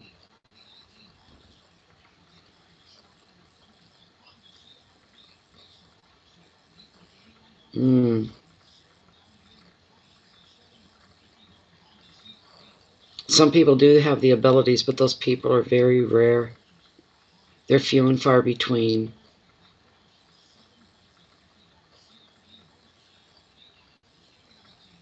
Yeah, I keep the fear there. Get away from me. I don't want to know. I got enough with reality.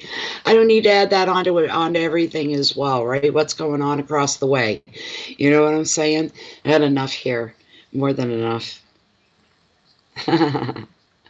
All we can do is, I do believe emotions are everything from my experiences. That's the most important thing.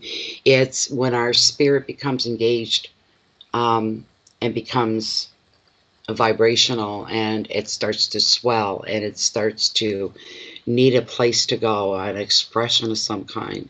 That's very powerful. Give that over to the universe. That's the thing that opens doors and moves people, places, and situations. Um, we can't access on a daily basis. We would never have enough hours. I mean, it would be exhausting. Any experience I ever had afterwards was exhausting. So I wouldn't want to be in that place 24/7. I don't want to know what people are thinking. I don't want to know what's in your future. Not regularly like that. Do you know what I'm saying?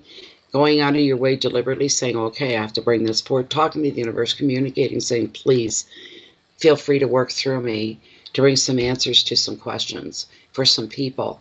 And that's what I ask for. When I go outside of that, I still like to try to live my life with a conscious and be aware and be self-accountable, because we're still here in terra firma. We still have to get through. But for the intentions to always be pure behind anything that I think, I say, or I do, because we are under the microscope of the universe. I feel like I'm being watched all the time. So I'm very careful of what I think and what I feel. And then when I get real stubborn and say, I don't care how you know how I feel right now, I'm pissed off. I don't care. I'm still human. I'm still going to be quick to anger sometimes or get defensive, and I'm still human. Do you know what I mean? Um, Anybody that rises above all of that, there's a name for them. They're called flakes. They don't want to see the negative. They never see the shadows. They never see the dark. They're in their own little world, but they're fine. They're happy there, but they're not part of our world. They're really not. These are people who usually can't deal with reality, only in very small doses.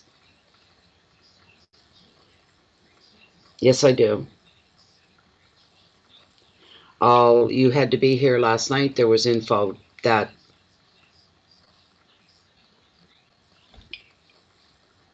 wasn't so great to share. The answer came immediately as soon as the card went over. It was a bad experience. We're still kind of reeling from that, so we keep hoping we're going to hear back from this person to make sure that they're okay. But that was last night. You weren't here, and it was really bad. To me, it was bad. It was bad for me. So, and the card that came up was bad enough that I couldn't fake my way through it, even if I wanted to. But I don't fake anything. We do have to take a certain amount of accountability, but I didn't feel, reading her question, that her question was clearly coming from a place of desperation, and she wanted to know something, and she wanted this to be a yay, not a nay, and something to go in her favor. And as soon as I turned the card over, I knew. I didn't even want to tell her what the card was, and I was just like, this isn't happening. And then it got serious, and I said, well, here's your answer. Your answer is no. No. And what I got was a black picture. Everything had blacked right out. She had shut down. Everything blacked out on me. I seen, but I could see it. But I knew, not that I could see, but it was like just this black. Everything went black with her. And even though I couldn't see, she was on the other side of the blackness, had turned her back to us, turned her back to me, and put her head down. And I was just gripped with this horrible feeling. And I'm trying to reach her, and she won't listen, and she won't turn back. So it's something that, yeah, sometimes there's some really... I wish, I don't know if she stuck around for the rest of the reading, but there was more for her down the road if she stuck around. That's where we were at. And she wouldn't respond. She wouldn't respond. There's more for you. There's better for you than we're in the place that you're in right now. But you need to be here to experience that and welcome that. She was heading off in the other direction, and that's what was so frightening about it.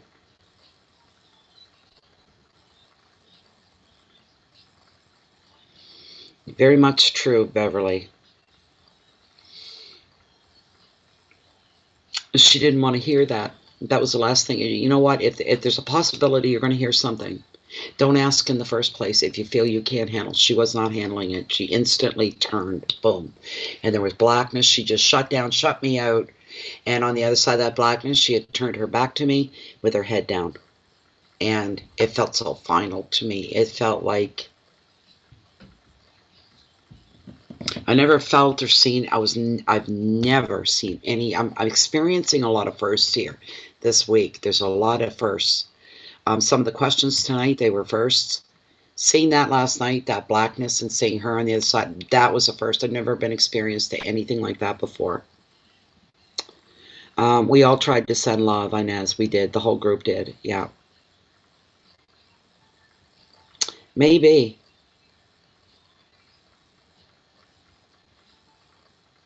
It was really hard because I want to reach out, and I was just trying to get her attention. I was trying to be, you know, they say kill them with kindness or something, but I was trying to pour in the a scared straight, that kind of an attitude. You need to pull yourself together. You can't just walk off and let everything go like that, and you are worth it, and you are, never mind what about that other person. You need to keep going forward, moving forward and growing. Allow yourself to lick your wounds. Feel the pain you're going through. Feel that loss. Experience it. Grieve it. But then pick yourself up and move on. Don't shut down. Don't shut down. That's basically is how everything kind of went. You know, not wanting her to shut down, but she had already shut down to me. Turned her back. I'm not used to that either. Somebody closing me down like that. And I knew it.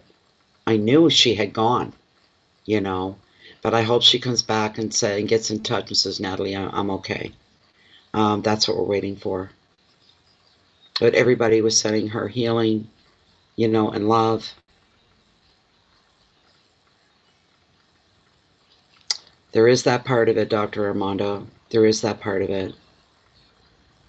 You're hearing in your mind, healed. Let's hope that. Let's hope that. I didn't like what I saw. She was very close to the other side of healed, the opposite of that. Put it that way. She was on the other side of that.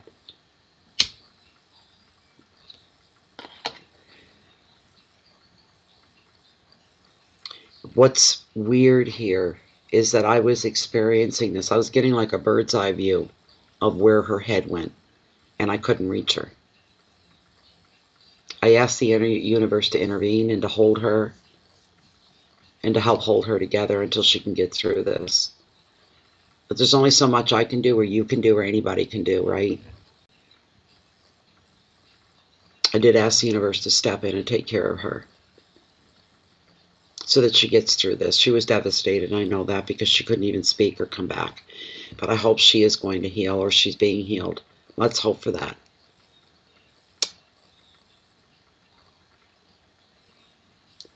Or if we're always broken, yeah. We cannot be broken if we're already broken.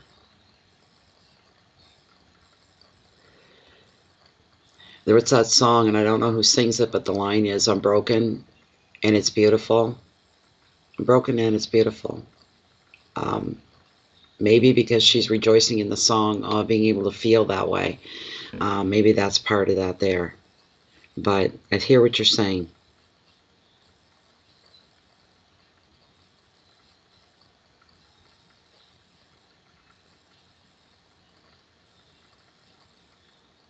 That's on the general ones, but these were mini readings, and yeah, she asked a personal question. So that's what happened there. The mini readings, they're personalized. The general readings are just general. You either take some or you walk away, right? But we're referring to last night when I did a mini reading like I'm trying to do tonight. It's very slow tonight. It's kind of nice, though. Actually, and I didn't want to give her the answer. I had to give her this answer. I had to give her something, right? So maybe, Inez, you could have a point.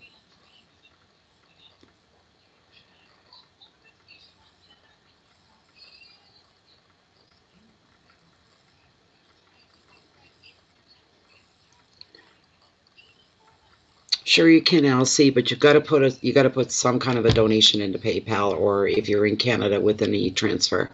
That's what the mini readings are about. At least I don't attach a $5 fee or a $20 fee. Like some of the other readers are doing mini readings and they're saying $20, another one's saying $5, kind of a thing. I just say make a donation, I'll pull a card for you and do the best that I can. So, and you never get a straight yes or no.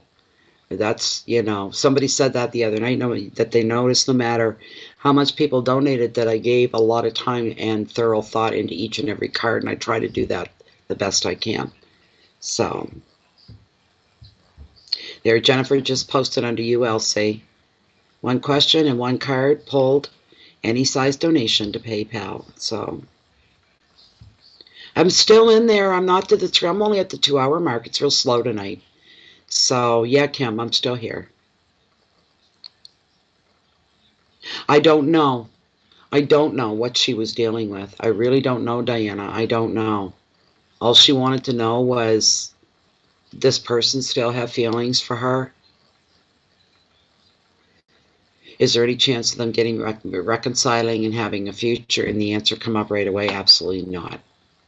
It knocked down both. Just boom, no, it's not going to happen. And then I lost her. And that bothered me because of what I saw. I was seeing something and I was getting very fired up about it. Trying to get a rise out of her, to get her to give me some feedback here. Tell me how you're feeling, what you're going. But I didn't need to be told because I could see how she had shut down. And it was black and it was not pretty and it was worrisome and bothersome. And everybody was trying to send good feelings of healing and love and knowing she's not alone. But she never came back, so.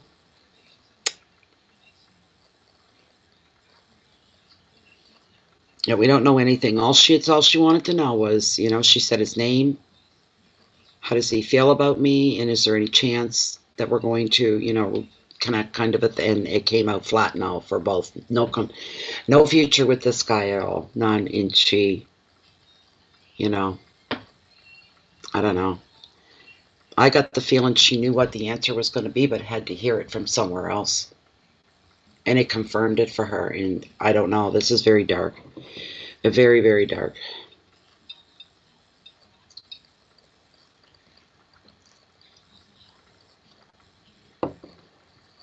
You came in on the ending, yeah. Yeah. Just horrible, You can't explain these things.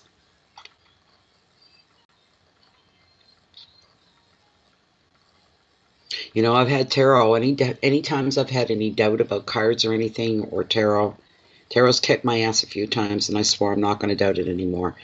I swore about over a year ago, so I'm not going to doubt you anymore. I'm not doubting the universe. I'm not doubting my visions. I'm not doubting what I'm hearing or seeing anymore. You're in full control, and you're never wrong. Never wrong. Never, never wrong. So.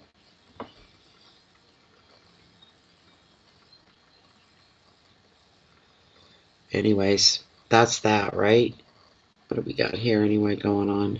Seeing something in email.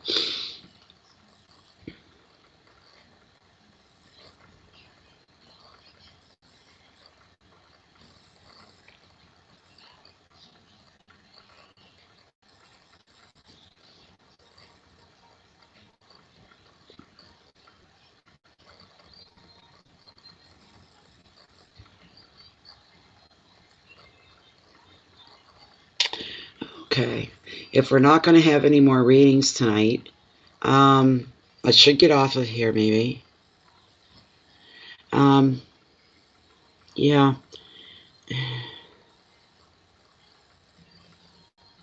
It does, doesn't it, Diana? Yeah, I know. I just feel so bad for her. We've all been devastated from broken hearts, and some people can handle it and some people cannot handle it.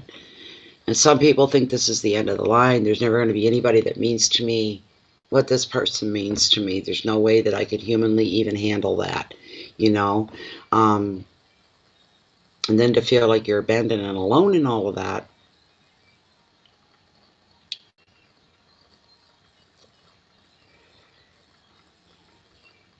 If he was a narcissist, I don't know. Maybe you guys are picking up on that. That could be it. I'm not picking up on that because she left me with nothing about him, just his name. That was it. So, oh, I heard a ding. We got a dang. Oh, somebody wants a question. All right, let me get into PayPal again here. Just got to wait for it to load up.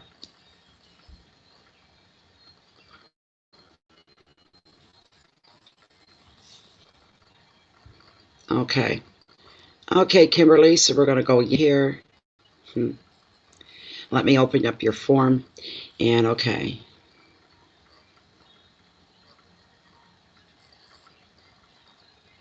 All right, let's find out. Oh, here comes another question. Anyways, Kim's up first. Kimberly's up first.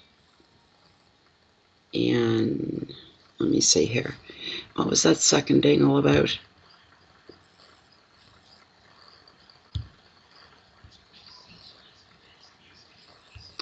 Okay, I just have to check something here. Just be a moment, Kimberly.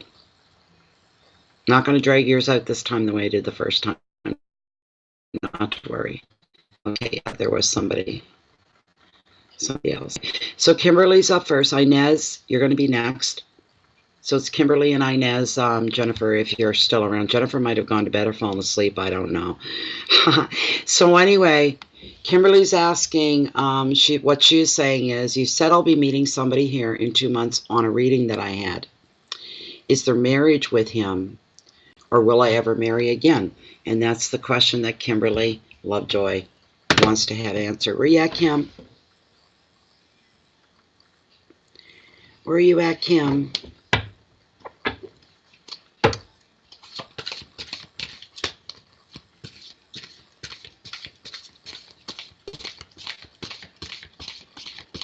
There you are. Okay, let's find out. Okay, so supposedly, I don't remember, supposedly we told Kimberly that she's going to be meeting somebody new. Is this person going to be, let's say, the love of her life? Is somebody that she can share her life with, get married to, this kind of a thing? And if not, then is there a marriage in her future? Is there a marriage in Kimberly Lovejoy's future? Is it to this new person that she's going to be meeting very shortly, very soon?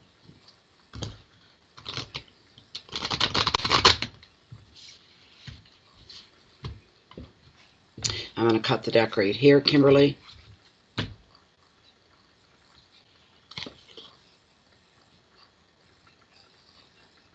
What the hell is this supposed to mean?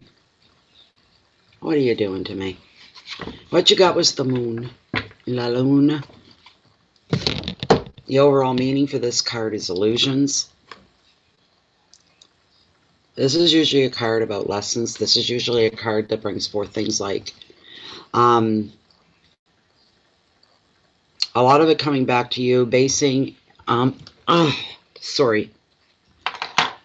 Pain brings about an ugly face, does it not? Just come on. Here we go. Things aren't always they appear to be. All right. I don't know why this is coming forward for you, but we're going to get to the bottom of it. We're going to find out, Kimberly. We're going to find out.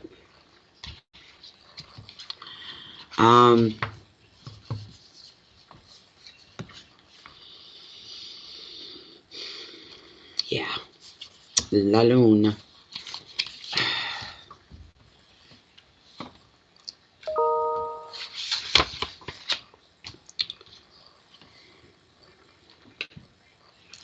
People are starting to come in now. Just we're going to get ready to turn her down for the night here, but we'll get in what we can get in. Right now what this moon does, Kimberly, I don't know. This is a message just coming through. You're still going to pull on Lilith anyway. So don't worry about getting your question answered. We're going to ask Lilith. But the moon is watching the moon watches what you're watching.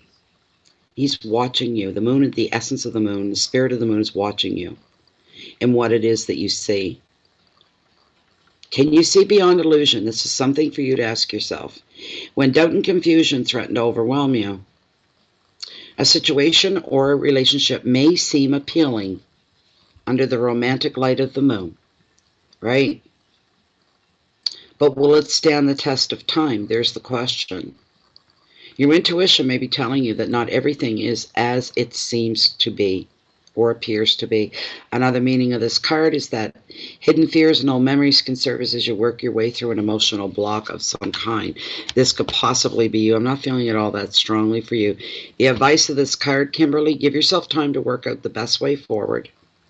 Your intuition's holding the answer that you're looking for. Pay attention to its messages through feelings and through dreams.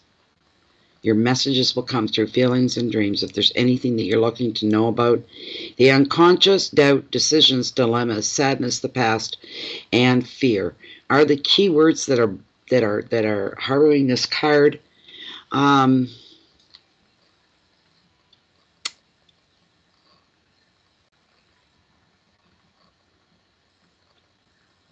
sea lions in this picture, they symbolize fear and the unknown. And that's a crayfish in between them. And the crayfish needs to, it's a symbol of overcoming a fear in order to make progress in your life. Are you going to stay in your comfort zone, or are you going to venture into the moonlight? There's the thing. We can idealize everything, can we not? Pretty much in our heads, in our hearts, we can idealize things, Kimberly.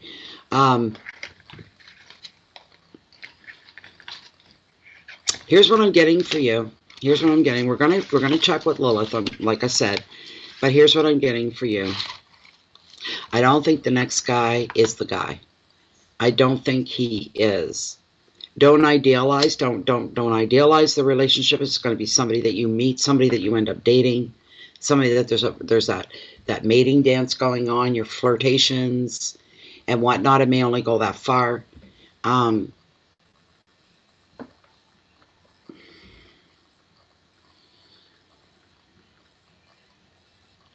For some reason, I'm feeling like you're going to pick up on a couple of faults with this guy.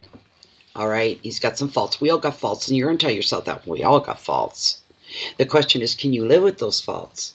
And I hear you almost saying, you know, they do this, they do that, and it's not, you know, you could see it as a fault. And you're kind of like making light of a situation. But outside of that, he seems like a really great guy, and he's very, very handsome, and I really like him, and I feel attraction. Are you idealizing this? You need to ask yourself that question. There could be more things that you don't know yet, and getting involved in something like that. And you're going, basically, is the glass half full or half empty with this person? And I'm seeing it as empty and not even refillable. That's what I'm seeing it as, which tells me there's probably going to be somebody else for you down the road. That's what I'm thinking, but we're going to find out from Lilith here is what we're going to do, Kimberly, all right? Let's see. Here we go. I love the graphics on this card. But, you know, everything's an illusion. Even though we see on this card, I pointed this out earlier with this card. We've got the moon here, and we've got a full moon over an ocean. And in the background, it's peppered with stars, night stars, and peppered with the aurora borealis is hanging there as well. So hanging its curtains down of blue and red and green.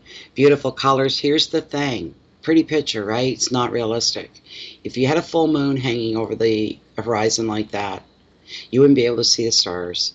They'd be washed out. And it's the same with the aurora borealis or the northern lights. So it's an illusion. These things are an illusion. Let's see here.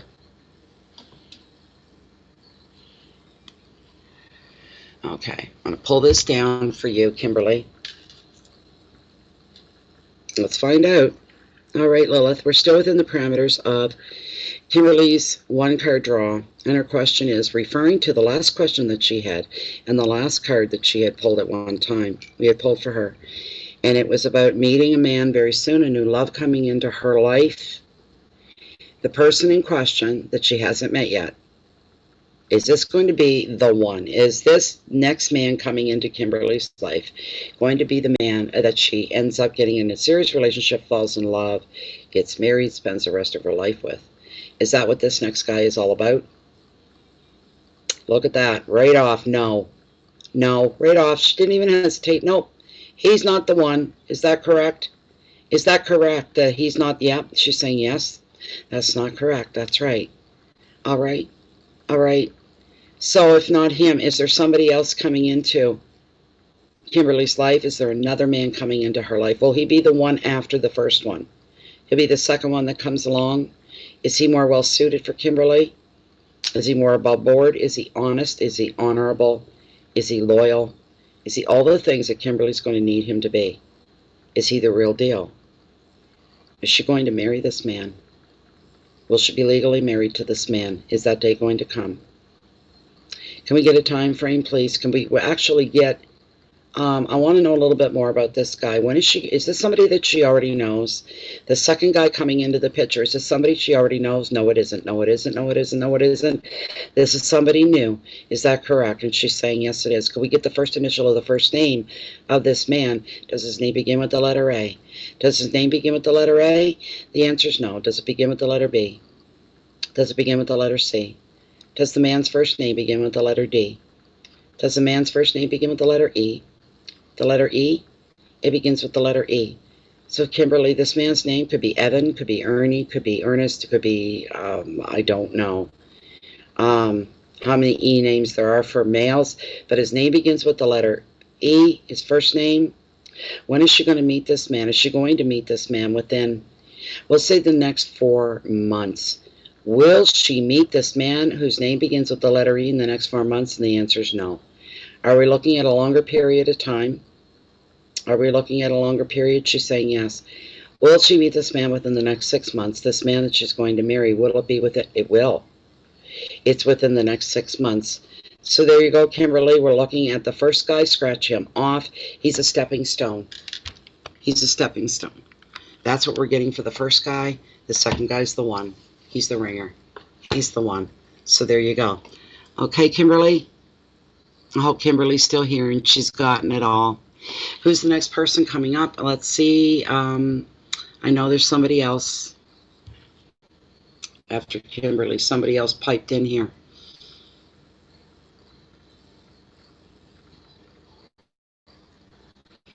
All right. Okay, Inez. Inez is next. And there is no question on her notes. So Inez, if you could step forward, please. Isabel is Santos. You're going to be after Inez. All right, Isabella Santos. Isabella. I'm just going to open hers, and no, there's no question there. So both ladies need to post their questions. Inez, all right. I can't do the few questions thing because there's other people waiting. It's one question, one card. I'm sorry, so you're going to have to pick a question.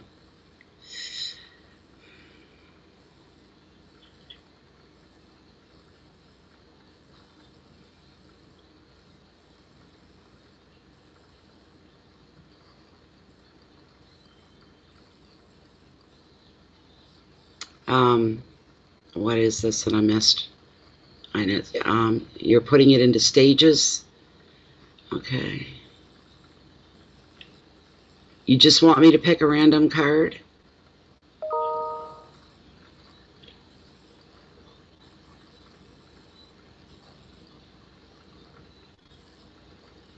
Just a general card. Okay, I'm sorry. I'm sorry, but here's the thing, Inez. This is why we've got to stick kind of like to these rules.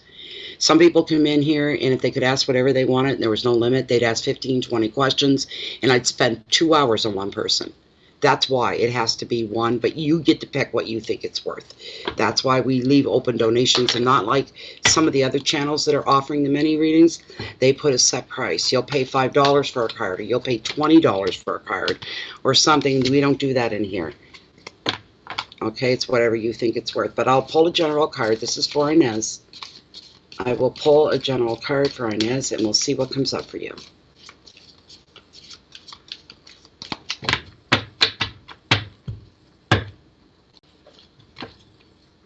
See you, Beverly Peacock. Thank you for being here.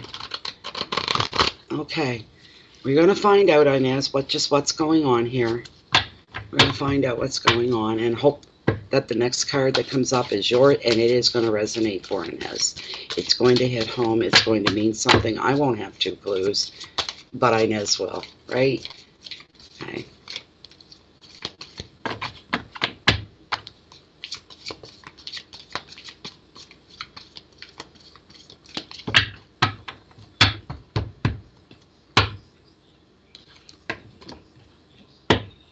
All right, what are we bringing forward for Inez here? What needs to be brought to her attention? What needs to be highlighted?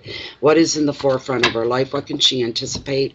I'm going to cut this deck, and I'm going to pull a card. This is a beautiful card. It's the Knight of Wands. He represents a lot of activity in your life. This card brings a boost to most areas of your life, is what we're looking at here. He's a knight. He's a lot like Pages. He brings information. You have information coming in. If not by a person, in some other form, but there is information coming in with him. There's no more waiting around. If you've been waiting for something, Inez, the waiting is all done. When this night arrives, that's what he's representing. Every aspect of your life is going to get a sudden energy boost. This is a beautiful thing for you.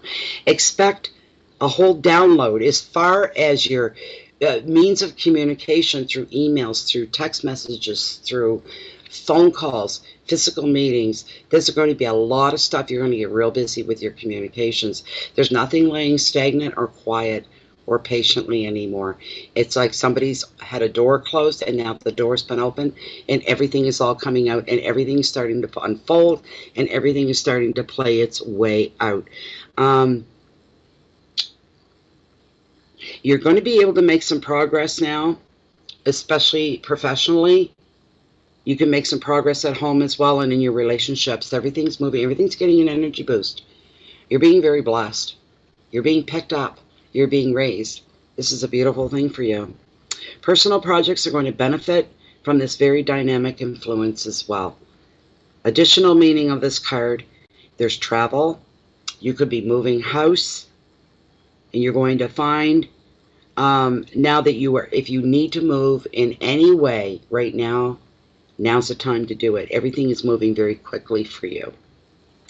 The advice of the card for you, Inez, is to choose which people, which situations, and which project will benefit the most from your efforts and your attention. Stay grounded. Stay in the real. Stay grounded. Stay in the real world. Living in the now. You're going to be making some great steps towards your success. Your keywords with this card is energy and movement. There's passion. Listen to your keywords here. High energy. Every area of your life, every aspect is going to get a high energy boost. There's going to be a lot of movement. You're going to be accomplishing things, moving forward, getting things done. This is all driven by passion. You're very excited about this and you're very passionate. There's a fire that burns in you. This card also brings you a focus that you're focused in on something in particular. You're giving it all of your attention and all of your energy. This is a card about bringing everything into balance for you within your life, so everything runs like clockwork. Communications, of course, are highlighted, and so are your relationships. So did that bring anything for you, Inez? You felt this energy today? Remember what it is. It is the Knight of Wands. It is the Knight of Wands.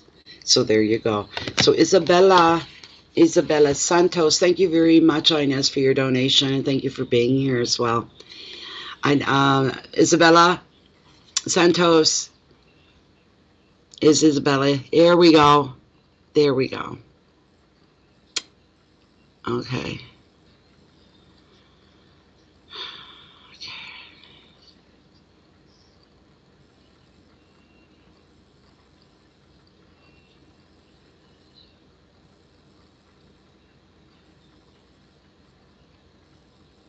But how do you know how he feels? Isabella, how do you, damn flies, how do you know? You're saying, do I get anxious because he feels that way? Is it transmitting from him?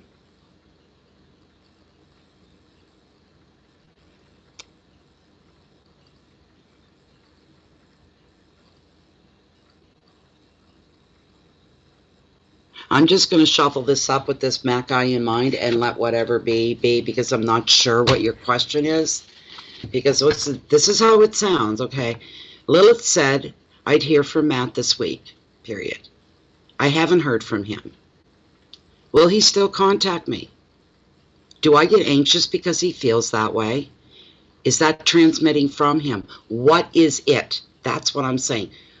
Feeling what way? And what is it he's supposed to be transforming? So I don't like transmitting. I don't want to read into your question. I don't want to turn it into a question that's not what you meant at all, kind of thing. So if you have no idea, you can imagine how this is leaving me. I get a clue. The anxiousness. Because he's not called, that you're feeling anxious because he hasn't called.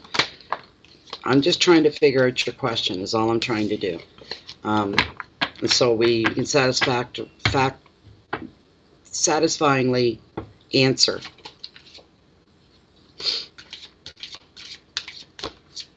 Is she ever going to hear, is Isabella ever going to hear from Matthew? Is she ever going to hear from Matt?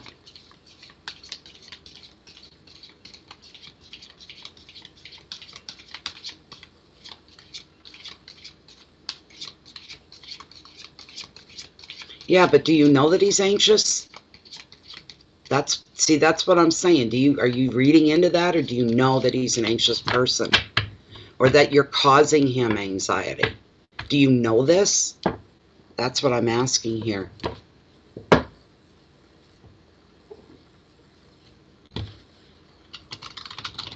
Do you think you're picking up on his anxiety? Is that what you're saying? There's different ways to go with this. Maybe you're picking, that's why you're feeling anxious, because you're picking up on what he's feeling and he's feeling anxious. Maybe this is what you mean.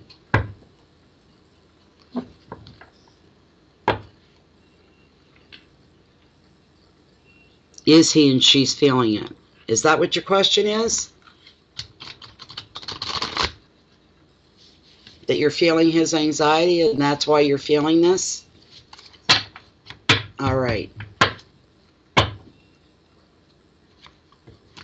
Is there any reason why you would be feeling anxiety outside of that yourself? Or are you just anxious because he hasn't called and you don't know if he's going to call? Because these are different things, right? They're not the same. But I'm going to take and I'm going to do one more run through and then I'm cutting the deck. I'm going to cut the deck.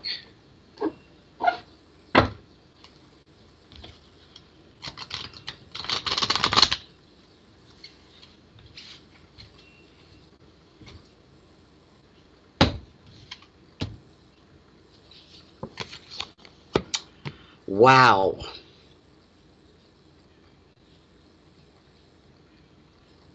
You got the Vortex, which is the Devil and the Rider's Waite deck.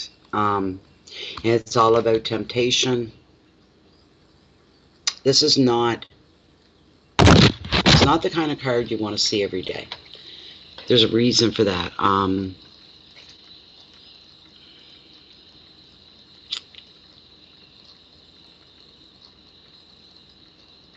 See, that's what I'm wondering about you, Isabel. Is it just you feeling anxiety because he hasn't called?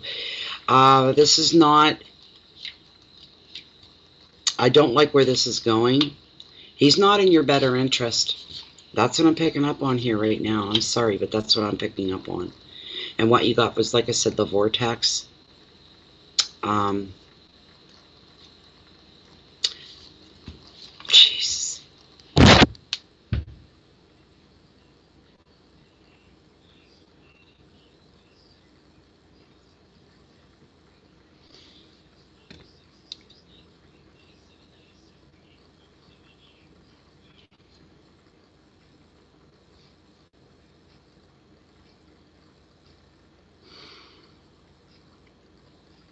Right now, the card is explaining that you're feeling an emotionally trapped, is what you're feeling.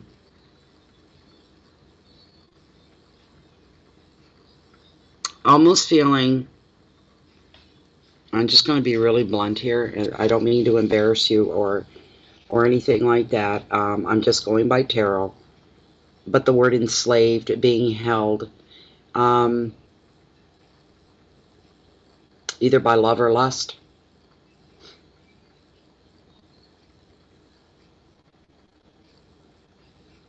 The most common meaning of the vortex is affairs of the heart.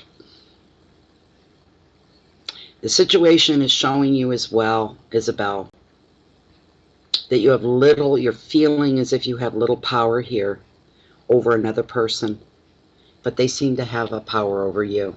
It feels unbalanced and doesn't feel right. But you're feeling like, yeah, you know, I'm melting here, and they don't, and they're just as cold as ice, or do they even know I exist? Do they know, you know what I mean? This sort of a thing. It shouldn't be complicated. This is correct.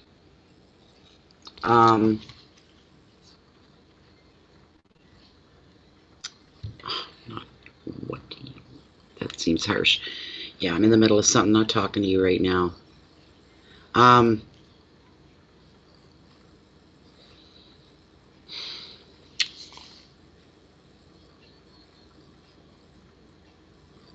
Here's the thing. He's not losing any sleep over you, is he? Or he would have called you by now if he felt driven to do that. I wouldn't hold my breath on that. He's got her heart in a string, is to put it lightly.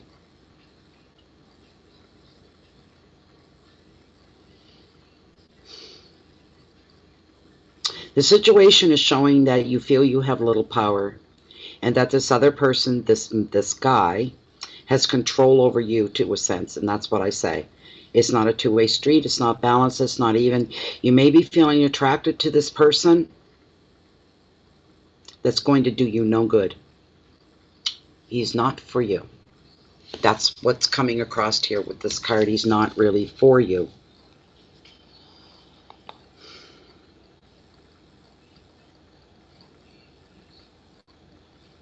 Another meaning of the vortex is addictions to substances, or even the idea of falling in love. But some people do get addicted to that honeymoon period. Once things in a relationship starts to calm down and they're through the honeymoon period and it starts to turn into something deeper and more meaningful, they have no interest and they'll break it up. They only like that honeymoon period. Here's the thing. If you're feeling like your heart is trapped with Matt, here's the thing. I'm just going to say what Tarot's saying here. However, your bondage, and it is a bondage, is an illusion. That's all it is. And you're the one that's going to decide to break free whenever you choose to break free, and you'll be able to. You'll be able to walk beyond him. You'll be able to let him go. The advice of this card, if you decide it's time to break an agreement or a habit, just do it. It'll be easier than you think it's going to be, no matter what the issue is. It doesn't matter. It's going to be easier than what you think. Don't let your circumstances dictate to who you are. You take your power back at this point. No more sitting around waiting for the telephone to ring, okay? Choices, contract, control, power, affairs, restrictions, and addictions. And I'm almost feeling there's a good possibility his attention is being drawn elsewhere. And there you are pining for him and wondering. It happens. It's nothing personal against you. It's just him. It's the way he operates. What are you going to, what are we going to do about it, right? I know. Things change. You can't, this is not written in stone. None of tarot's written in stone. And if something's not making sense tonight that made sense a few, I can't control that. All I do, I'm just a tool. I just interpret the cards as they come through. So things probably have changed. Things have unfolded a little differently behind the scenes, maybe, that you're not aware of. And that's why this is so different tonight for you. That could be a possibility. Yeah. What do you want me to ask Lilith? What would you like me to ask her?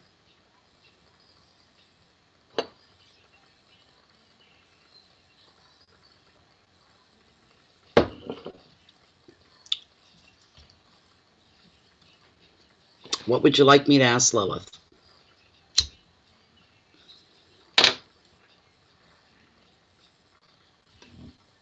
If he will call. Well, see what you're doing here, though, right? I'm not here to preach at you.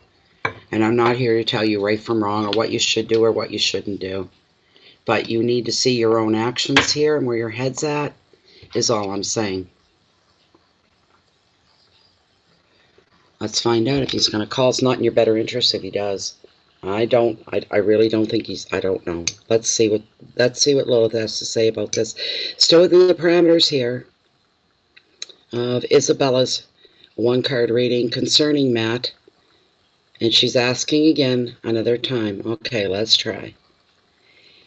The man in question, Matt, is he going to be calling Isabella as in a romantic sense? Is he going to be calling her?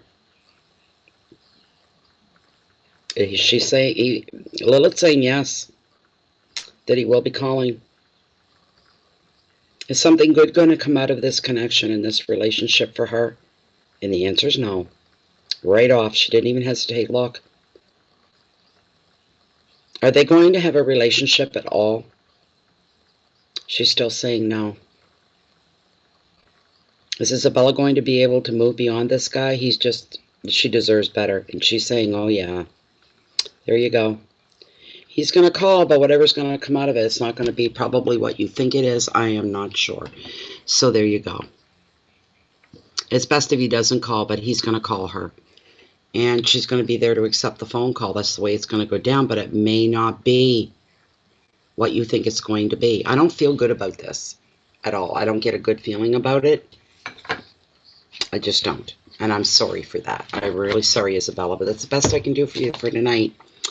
I don't know if there's anybody left. I thought there was one more person here. Let's see.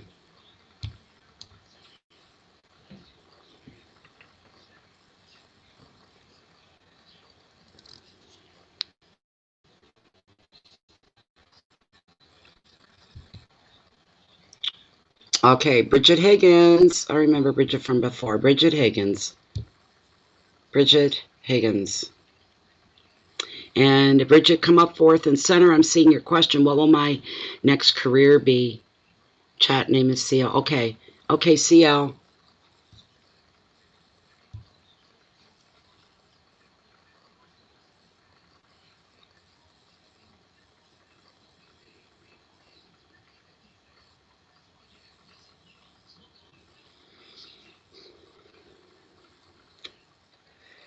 This is CL.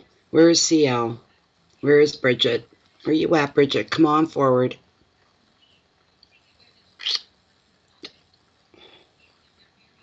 I can take one more question and then we're closing it down.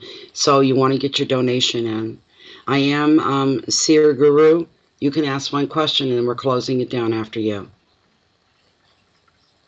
Yeah, the CL 107. They're up. Bridget.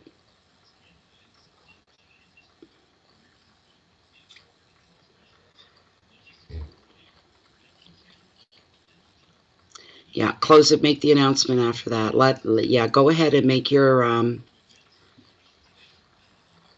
okay, Jennifer, go ahead and you can put the link in. I'll leave it up to you. Yours is more official.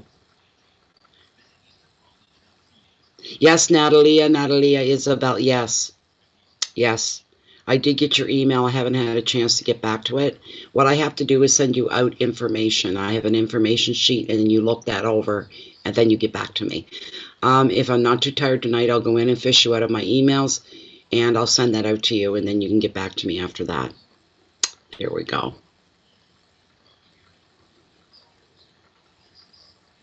Okay, I'm just waiting for CL.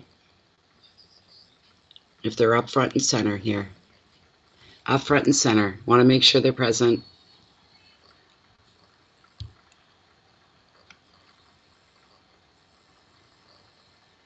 I just want to make sure that CL is up front and present so they don't come in. There we go. All right. Thank you, CL. Thank you, Bridget.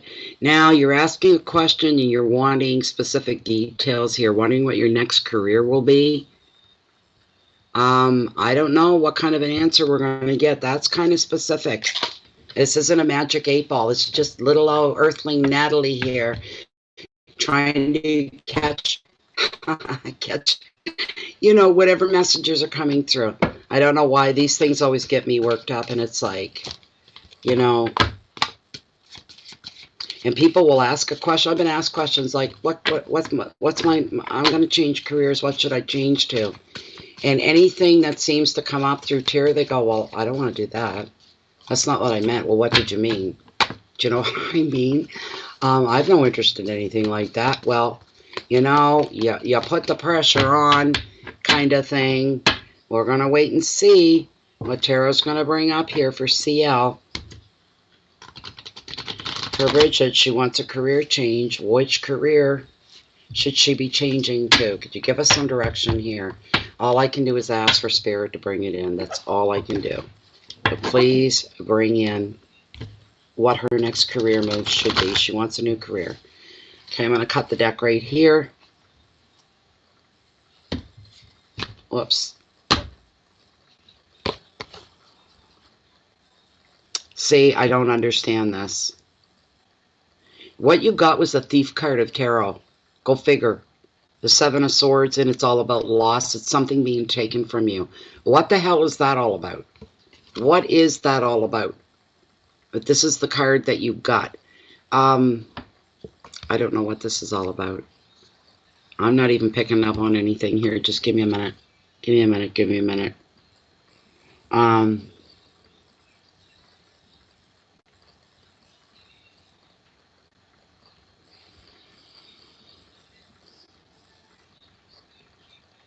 Do you think, Elsie?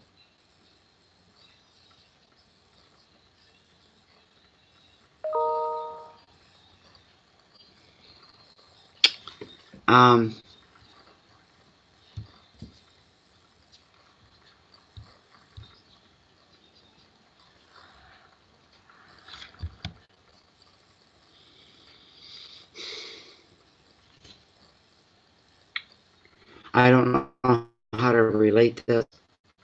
Bear with me. Just don't know how to relate it. Sometimes that happens, and I'm not going to force it to fit. So either this is the light bulbs are going to come off here. I hope. It is known as the Thief card of Tarot because it reveals something being taken from you. Often this card validates your suspicions. Is there anybody you're suspicious of that is not following through? Somebody that's not being above board with you or honest with you?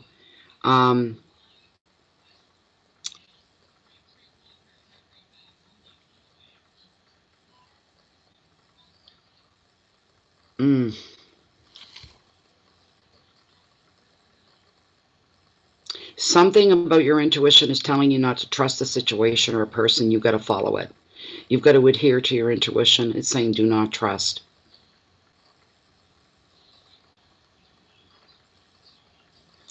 Don't agree to any offers straight away. Investigate the details first. Is the message of the card. Wait until you have evidence that this is all genuine. If somebody's making an offer to you and you're feeling this sounds too good to be true, there's a possibility that it could be, but you need to investigate the details before agreeing to anybody's offers, or somebody could take something from you in that way. Make sure this is a real offer. Also, this card is asking you to take extra care of your possessions and to protect yourself from negative people who will be draining your energy or who already drain your energy. And the advice is to protect what belongs to you. Protect your assets. Examine the motives of other people very carefully. Be on your guard. For some reason, this is coming through here for you. The keywords for this card are theft, negative people, insecurity, intuition, mistrust, decisions, and protection. I don't know why this is so hard for you. Why is this so hard for her? Why does she have to deal with all of this in regards to her career? I don't understand this. Sevens, though, in tarot, I will say this, are about possibilities. And what I'm just hearing for you right now is you have more than one career choice. You have more than one possibility for you here, is what I'm hearing for you.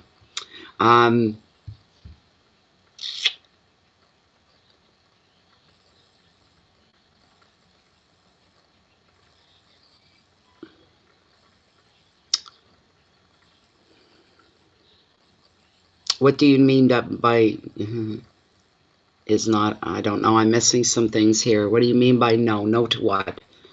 No to what?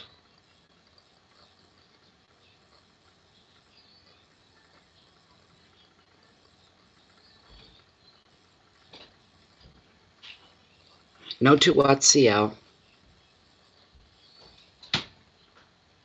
It sounds about right. Who is this? What is the, what is it? What is it that's going on here? I hope you're going to be done soon, because I'm going to be. Okay. It's just one of my sons spending out the weekend. Yeah, there's a bit of a lag. I'm disturbed by this card, though. I'm really disturbed by this 7. 7's about possibilities. You have more than one way to go. For some reason, you're very lucky that way, that you've got more than one. You can go this way, you can go that way. You can go with one career, go with another career.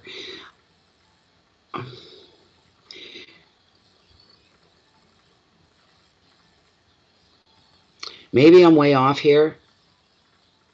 Or maybe I'm seeing something that hasn't occurred yet. But I almost see you're getting paid for this. This is your job. But it's almost like you're helping others. You're being an aid to others. You're being a support to others. That's what I'm seeing here. That's what I'm seeing. I'm seeing you being a support to others. Probably there. It could possibly be children are your main goal. I don't know, but you're helping with something. You're some kind of a support. I'm not sure what it is. I'm not sure what it is. But I see you, and I see people around you, and I see you doing something. I see small children, and you're some kind of a support for them, holding them up, giving to them, taking care of them, this kind of thing. Maybe that's something you're familiar with, or maybe a question that I asked before. Okay. I see you moving forward, and I don't know. I just see a scene. It's like a big place.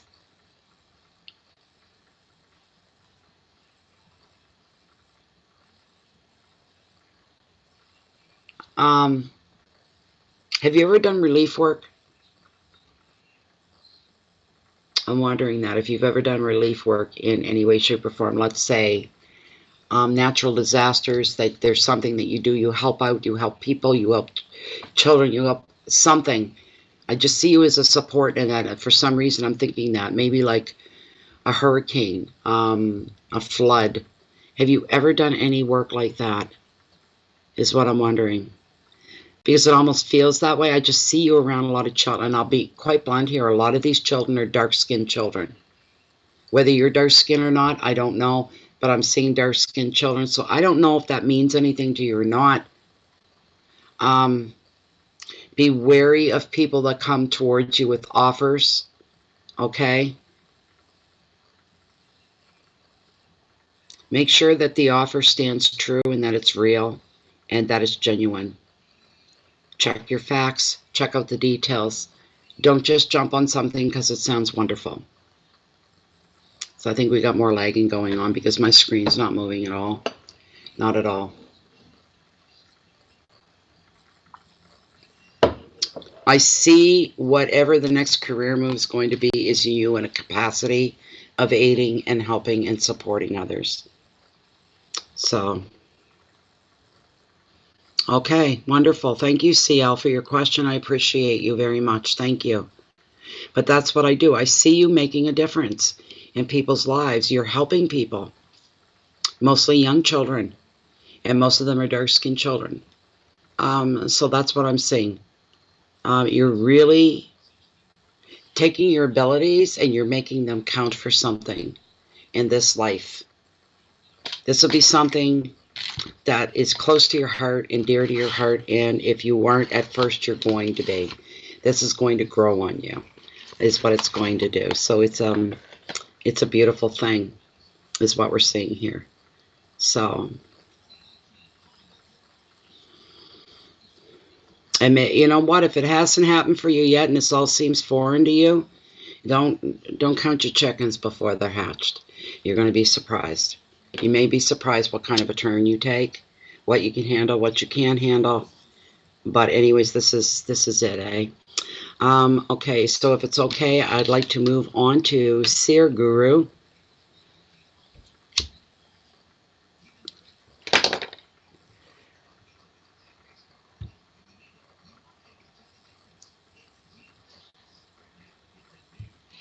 And this is our last reading for the night. This is Cheryl.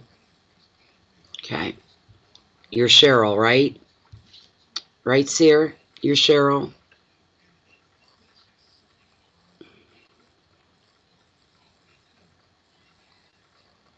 In St. John, Arizona. Okay.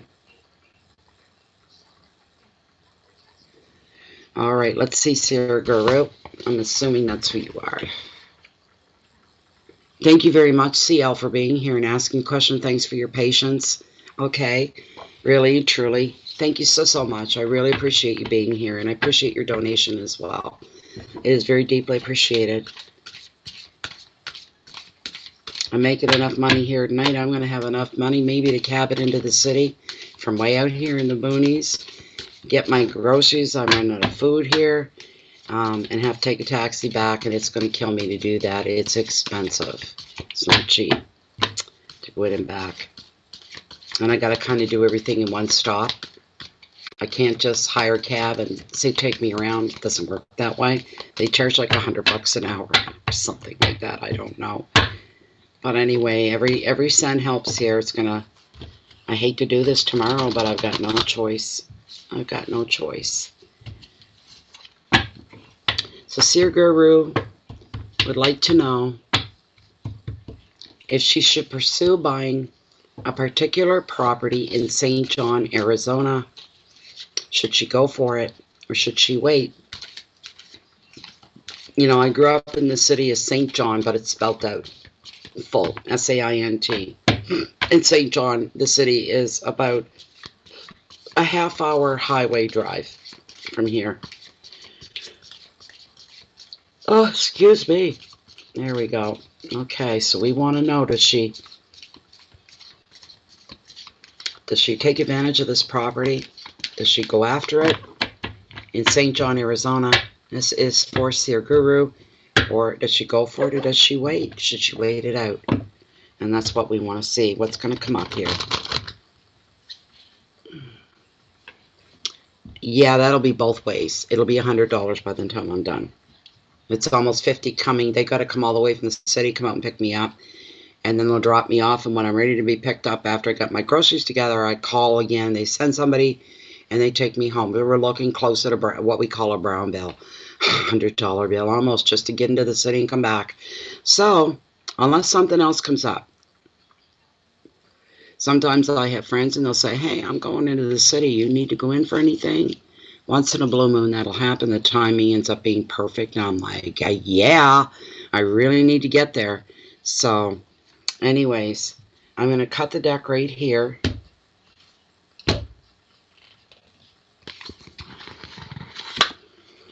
Oh, wow. The second time today this card has shown up, and I'm really, really thrilled for you. I am thrilled, Seer.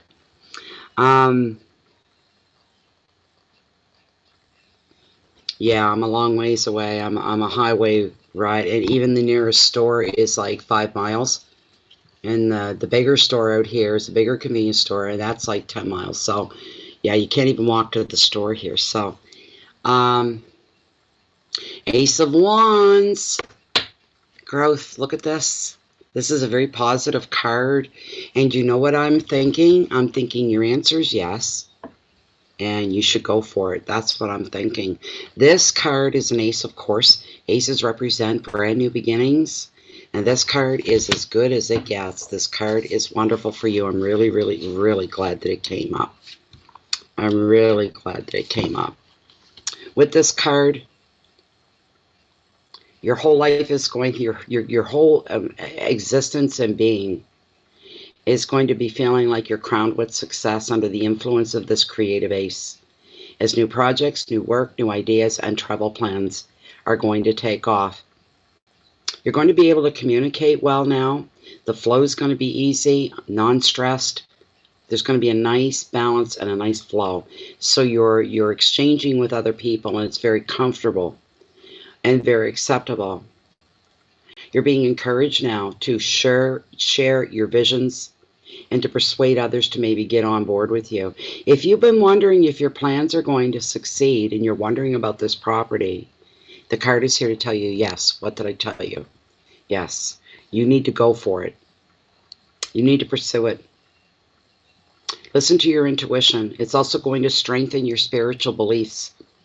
Additional meaning is, for this card, there is the such a word as fertility, which is growth, and beginning a new journey or beginning a brand new adventure here for you. This is an exciting card. I'm feeling a lot of excitement and happiness. Step into your power. Here's your advice. You need to vent, invent, you need to talk, and you need to create. But whatever it is you say now to anybody, whatever you present, it's all going to be well received. Your keywords are beginnings, intuition, adventures, ideas, creativity, and growth. Fertility and growth. The answer is yes. You're to go for it. And you know what? You're going to have a good time doing it as well. There we are, ladies and germs. We are done for the night. Look at that, 30103. So we made the 3-hour mark. Here's what we've done.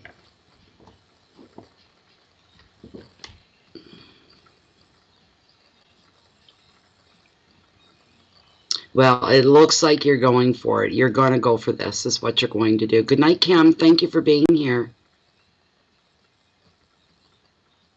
You're going to have a new property soon as well, are you, Dr. Armando? Good for you.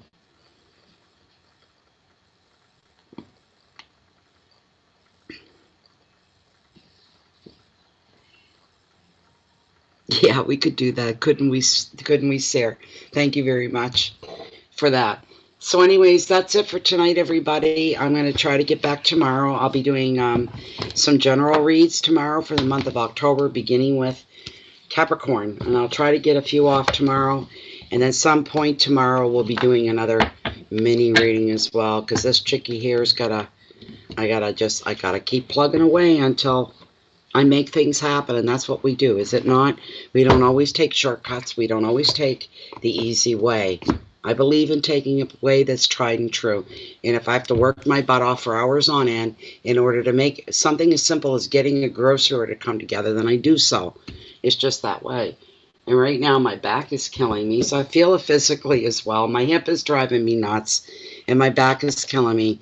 And all I want to do right now is just veg out in my jammies in front of the TV and make the most of it. So thank you, Linda, for being here. I really appreciate it. Thank you, Sarah. Thank you, Natalia. Isabella, thank you.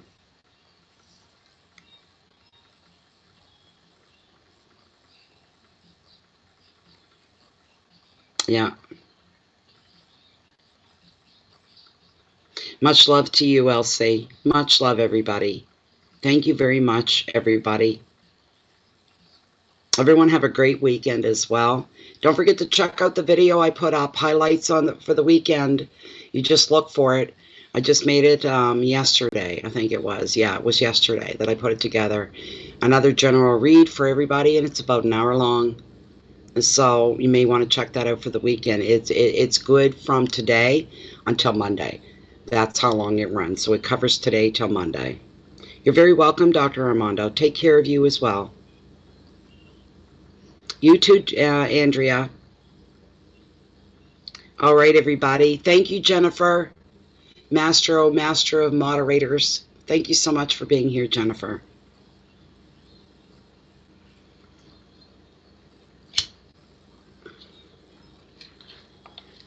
Much love to you, Jennifer. So you know what we both have to do? Oh, dear. Oh, no, we're closed for the night. We're done. I'm not taking any more readings. Please, people, please.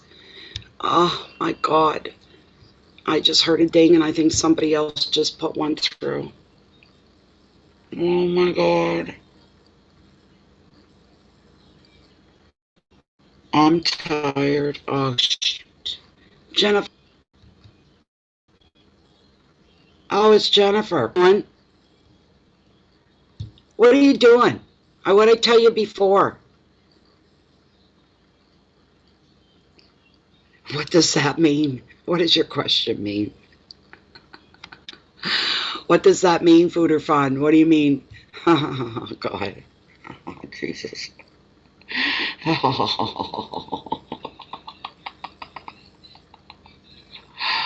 Oh, my God. No question. Oh, come on now.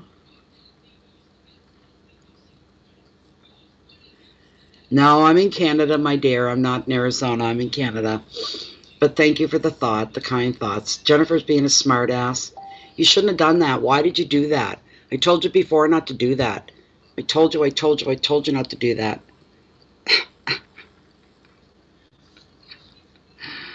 Oh my God. I thought somebody else was coming in. I'm like, I didn't get out of here fast enough. Oh my God, I'm never going to get out of here at night, kind of thing. So, but I am going to start taking some, because it's Friday. Tomorrow's Saturday. I just want to relax a little bit. There.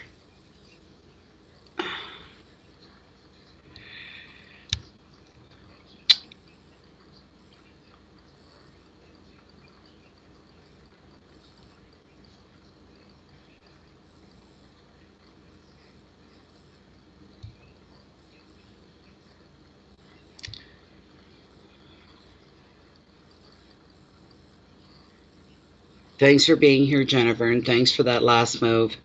Bye, Sarah. See you, Bridget. Good luck to you. And that soul, you can't spell to save my soul. Did you put soul, S-O-L-E, on purpose to prove a point? Because I think you meant S-O-U-L, right? That soul is the bottom of your foot.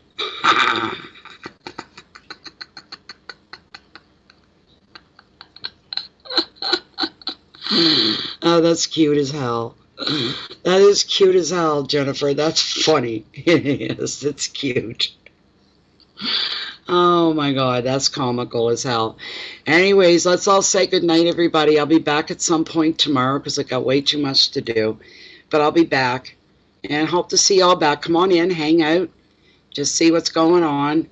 And make sure your notifications, make sure you still subscribe to the channel to be sure that you get your notifications. Good night, everybody. Good night, everybody. Thank you, Jennifer. I'm going to get off. I'm going to get my jammies on right away, and I'm going to have a bite to eat, and I'm going to have a good long sleep. I wish you all the same. Thank you, everybody, for being here. You have no idea how much appreciated you are, every single last one of you. All right? Sweet dreams to everybody. That's right, Elsie. Please keep the peace since you can share that love and that light out with the rest of the world. That's why we're here, to take care of each other. And good night, Shrita. Yeah, we're just heading off. And also, watch your words, watch your actions, watch your intentions, watch your thoughts. We are all living under the microscope of the universe and it's taking notes. Act accordingly and feel accordingly. All right, because we can't lie to the universe and we can't hide anything. Good night, everybody. I'm going to cut her loose now and let her go. Hope to see you all back tomorrow, and thank you again for tonight. It was a blast. Good night, everyone.